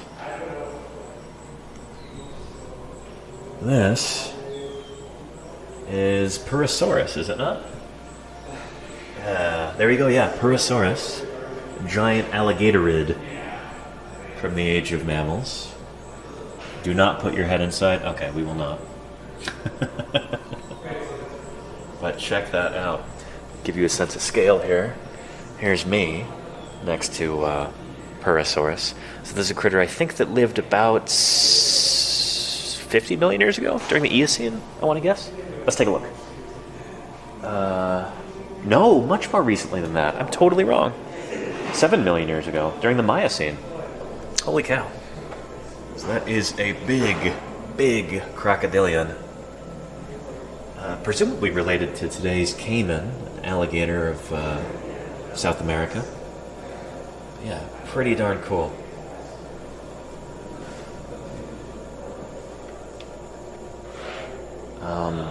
Not sure why these guys blinked out of existence. Might have something to do with climate change. I know during the Miocene there was, there was kind of a steep drop-off in temperature. That might be what did these guys in. Yeah, pretty darn cool. And you see that pitting on the surface of the snout. All those sensory pits. You see very, very similar texture in today's crocodilians. And then that's also like attachment point for their armor scutes as well. Really cool. Take a look at those teeth. They look very different from a lot of modern crocodilian teeth where they come to these... You've got these really distinct carinae right there. You know, it's kind of lateral compression. It's almost like a knife for kind of slicing through flesh rather than just kind of your puncture and hold teeth, your conical teeth for punching through the flesh of fish and stuff that a lot of modern crocodilians have. These are more blade-like, so presumably they're eating larger critters. Maybe they're taking large mammals from the riverbank. Yeah, pretty cool. And the spices may be less food too. I mean, a changing climate can do that for critters like this. Yeah, if you have temperature drop or aridification, it'll cut down on the amount of habitat these guys have to work with. Yeah, and also just reptiles tend not to do quite as well when temperatures are lower. That's why most of the big reptiles that you see today, you find at lower latitudes, so kind of nearer the equator. It's one of the reasons why you might have a lot of alligators in Florida, but you move up the East Coast and you get fewer and fewer of them until you get to New York City and suddenly there's no more, Not suddenly. It's probably a gradual drop-off, but yeah. Yeah, ectothermic critters that get their body temperature from the environment rather than generating their own body heat. They tend to be restricted to warmer climes, generally speaking. Yeah. Anyway, pretty darn cool.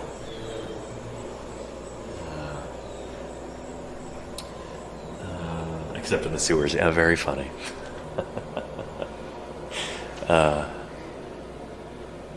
Anyhow, yeah. And are these okay to touch? Touch table, very cool. These fossils are for touching, but please do not pick them up. Very nice. We've got an actual ammonite. These are the real fossils right here, too. Actual mammoth tusk. Very cool. Neat stuff. Very neat. Oh, we got a little write-up about Malcolm McKenna there, too. Malcolm McKenna on the right with Ray Alf and Priscilla McKenna. So Jim Kirkland worked with Malcolm McKenna. Very cool. And he graduated from this school, the Webb Schools, in 1948. Went on to become one of the great paleontologists of the 20th century. Pretty neat. Pretty neat. Yeah. And there's Ray Alf right there, for whom the museum is named. Pretty neat. Yeah.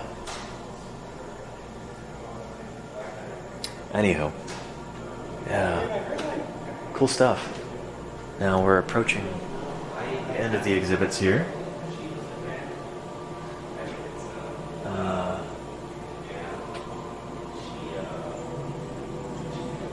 And we get to these super weird mammals. Look at them with their freakishly large crania, like huge brain case. Not a very efficient design, but I guess it works. There's us. Pretty cool. Going up from Homo habilis and their stone tools to Australopithecus. Actually, Homo habilis this is not chronological. Anyway, Australopithecus, Homo rudolfensis, Paranthropus, Homo erectus, and of course, us, Homo sapiens. Pretty cool. We are so recent in the grand scheme of things. In the entire history of the Earth. It's cool to think about, Places like this can really kind of give you perspective on that in a way that I think is really fun and really valuable, Yeah.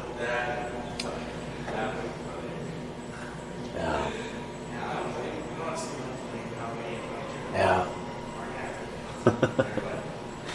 Pretty cool. And these are casts right here. No, none of these are the actual fossils. Yeah. I'm sure each one of these has a particular name, too, like a particular nickname. Hominid fossils in particular are, people get real sentimental about them for understandable reasons. And so I'm sure every single one of these has got a different particular nickname. Yeah. Very cool.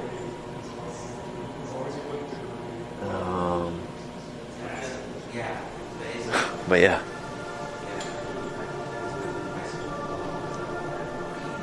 Anyway, here's the entrance to the museum over here. We'll see if the signal holds or if it drops off. But yeah. We can try and go downstairs as well, but I don't think the signal is going to hold. We'll try. Lovely portrait of Raymond Elf, for whom the museum is named. That's really cool. It's got that classic paleontologist style as well. Here, before we go and investigate that, I'll maybe take you briefly through the Precambrian before we go. But let's try and look down here in the Hall of Footprints. I see there's probably an 80% chance that the screen just goes black and we don't get signal. But let's give it a shot anyway. Let's go take a look. Hall of Footprints, tracks to the past. So we're going to get into talking about ichnology, which is a really important kind of field within, well, kind of. All right, we back? Let's see.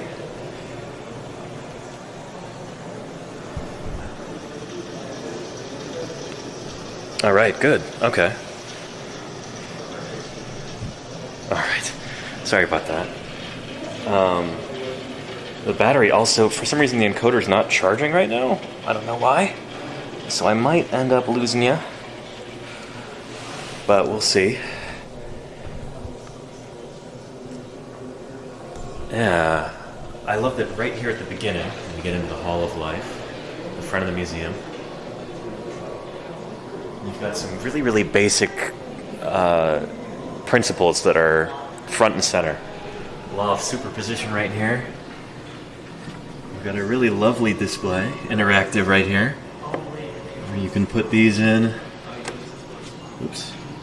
It should go right there above the Straight Cliffs Formation. Kuiperowitz Formation. Goes up there. It's a really cool way of explaining this.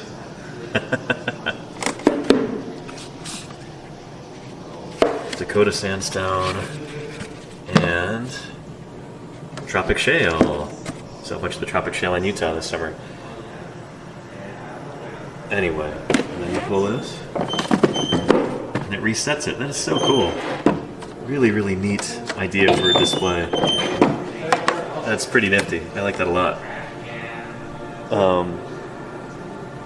Anyway, and this is not downstairs, this is upstairs. We had to go back up. So we're just kind of starting from the beginning. I didn't get to show you this stuff earlier. You've got a lovely kind of primer on what evolution is right here. Important stuff. You've got one of the classic examples, the evolution of horses, which seems to have happened first right here in North America. Horses, like camels, that were North American original. And so you go from early 4 or 5-toed horses to 3, to mostly 3, one big one, to 1-toed horses that we have today. It's progression over time. Classic example of macro evolution like that. And then, yeah, then we begin our walk through time. The Precambrian here. And you get the first life on Earth evolving. Things like stromatolites right here.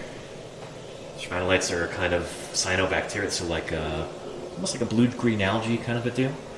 We still have them today, like at Sharks Bay in Australia. I think that's probably where this photo was taken. But these used to be the dominant life forms on Earth. They used to be everywhere. This used to be, you know, the biggest and most charismatic kind of critters on Earth were stromatolites. So these are you know, like colonies of microorganisms that create these bands like this, and they just grow layer by layer all the time until you get these mounds like that. Very cool. Stromatolites. Yeah. So anyway, Precambrian. Earth is still experiencing massive volcanism. It's only recently, well, it's formed a few billion years before the Precambrian, but you know, the atmosphere is still kind of taking its modern shape, I guess. Yeah. 4,600 to 542 million years ago. So the Precambrian spans several billion years. Yeah, about 4 billion years of time. It's a pretty big chunk of Earth history there. And of course, you get into the Mesozoic. Oh, excuse me, the Paleozoic right here. Jumping the gun. Of course, I want to get into the Mesozoic. And Paleozoic right here. Before the dinosaurs. We looked at some of this stuff in detail earlier. There's our beautiful Tiktaalik again. Say hello to him one more time. And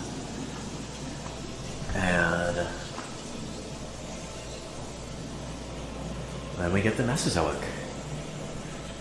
Often called the Age of Dinosaurs. And it's nice that our signal's holding up now. Don't know why it was so finicky earlier.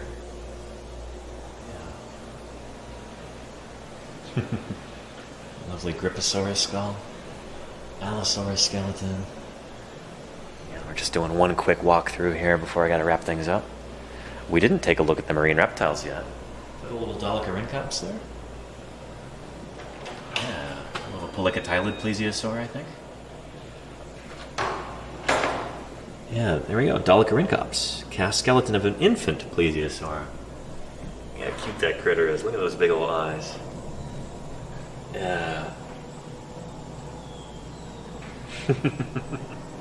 So that's just a baby one right there.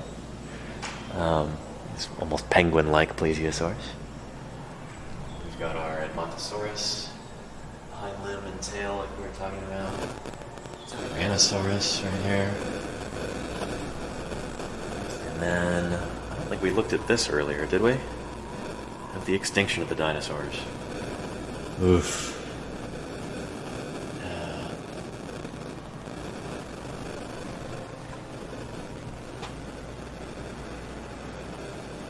And then we get into the Cenozoic, the age of the mammals.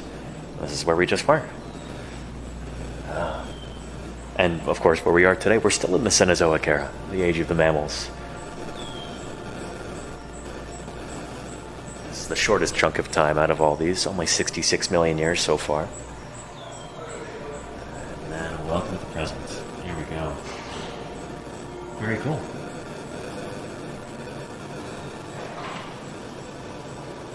We've now traveled through 4.6 billion years of history, swimming with ammonites and trilobites and walking alongside dinosaurs and mammoths. In contrast to the diversity of millions of life forms over billions of years of time, it might seem that a single individual is insignificant. But we are all important and a part of the history of life. As you walk into the future, take this thought with you. After all is said and done, the most important thing is whatever you have in your heart. It's Ray Elf, for whom this museum is named. Lovely.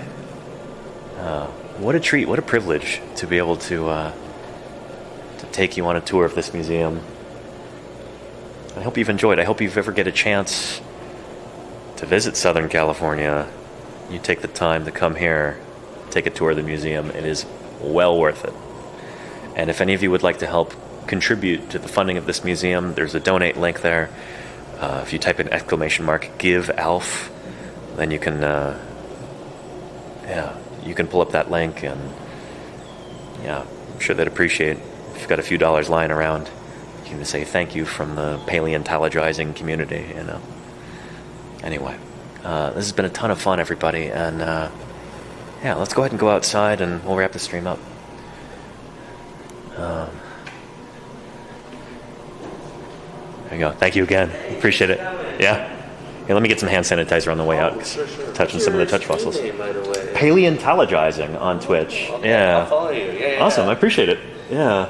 Thanks again. Thanks for thanks for contacting Dr. Farkey and everything. It was great to talk to him and take a look at the collections and all that. Yeah, So I hope you had a good time. Yeah. So, and again, if anybody here is watching right now is ever visiting Southern California, make sure you visit this museum. They'd love to see it, and holy cow, is this it's a great place to visit. You'd really enjoy it. So, anyway. Thank you. We Thanks again. appreciate that. All right. Take care. Take care. All right. And here we are. Let me just go stand over here and we'll wrap the stream up. So bright. I am starving right now. I gotta go get some food and drive on down to San Diego. I'm gonna pick up my badge for TwitchCon tomorrow, and yeah, with any luck, we might do another museum stream tomorrow too. We'll see. But anyway, let's see who else is live right now on Twitch, and we will go do a raid. Let's see. Following. And let's see. Looks like. Oh, is Ios on right now? Oh, we'll go right into Casey Snowart, I think. She's, I'm sure, doing something cool. So, go to chat. And... yeah.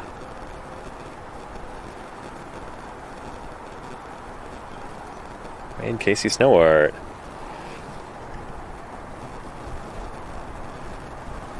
There we go. It worked. Well, everybody, thank you so much for tuning in today. I hope you enjoyed it. I hope you learned something. I hope you've got, once again, an increased appreciation for the history of life on Earth and our place in it. And I hope you're inspired to learn more, too. I'm excited to see everybody tomorrow, hopefully, for another museum stream, and then I'll be at TwitchCon. So you might see me pop into some other people's streams. I might even do a stream myself here or there from TwitchCon. So stay tuned. Anyway, thank you, everybody, and take care. Let's go see what Casey Snowart is up to. All right. Bye-bye.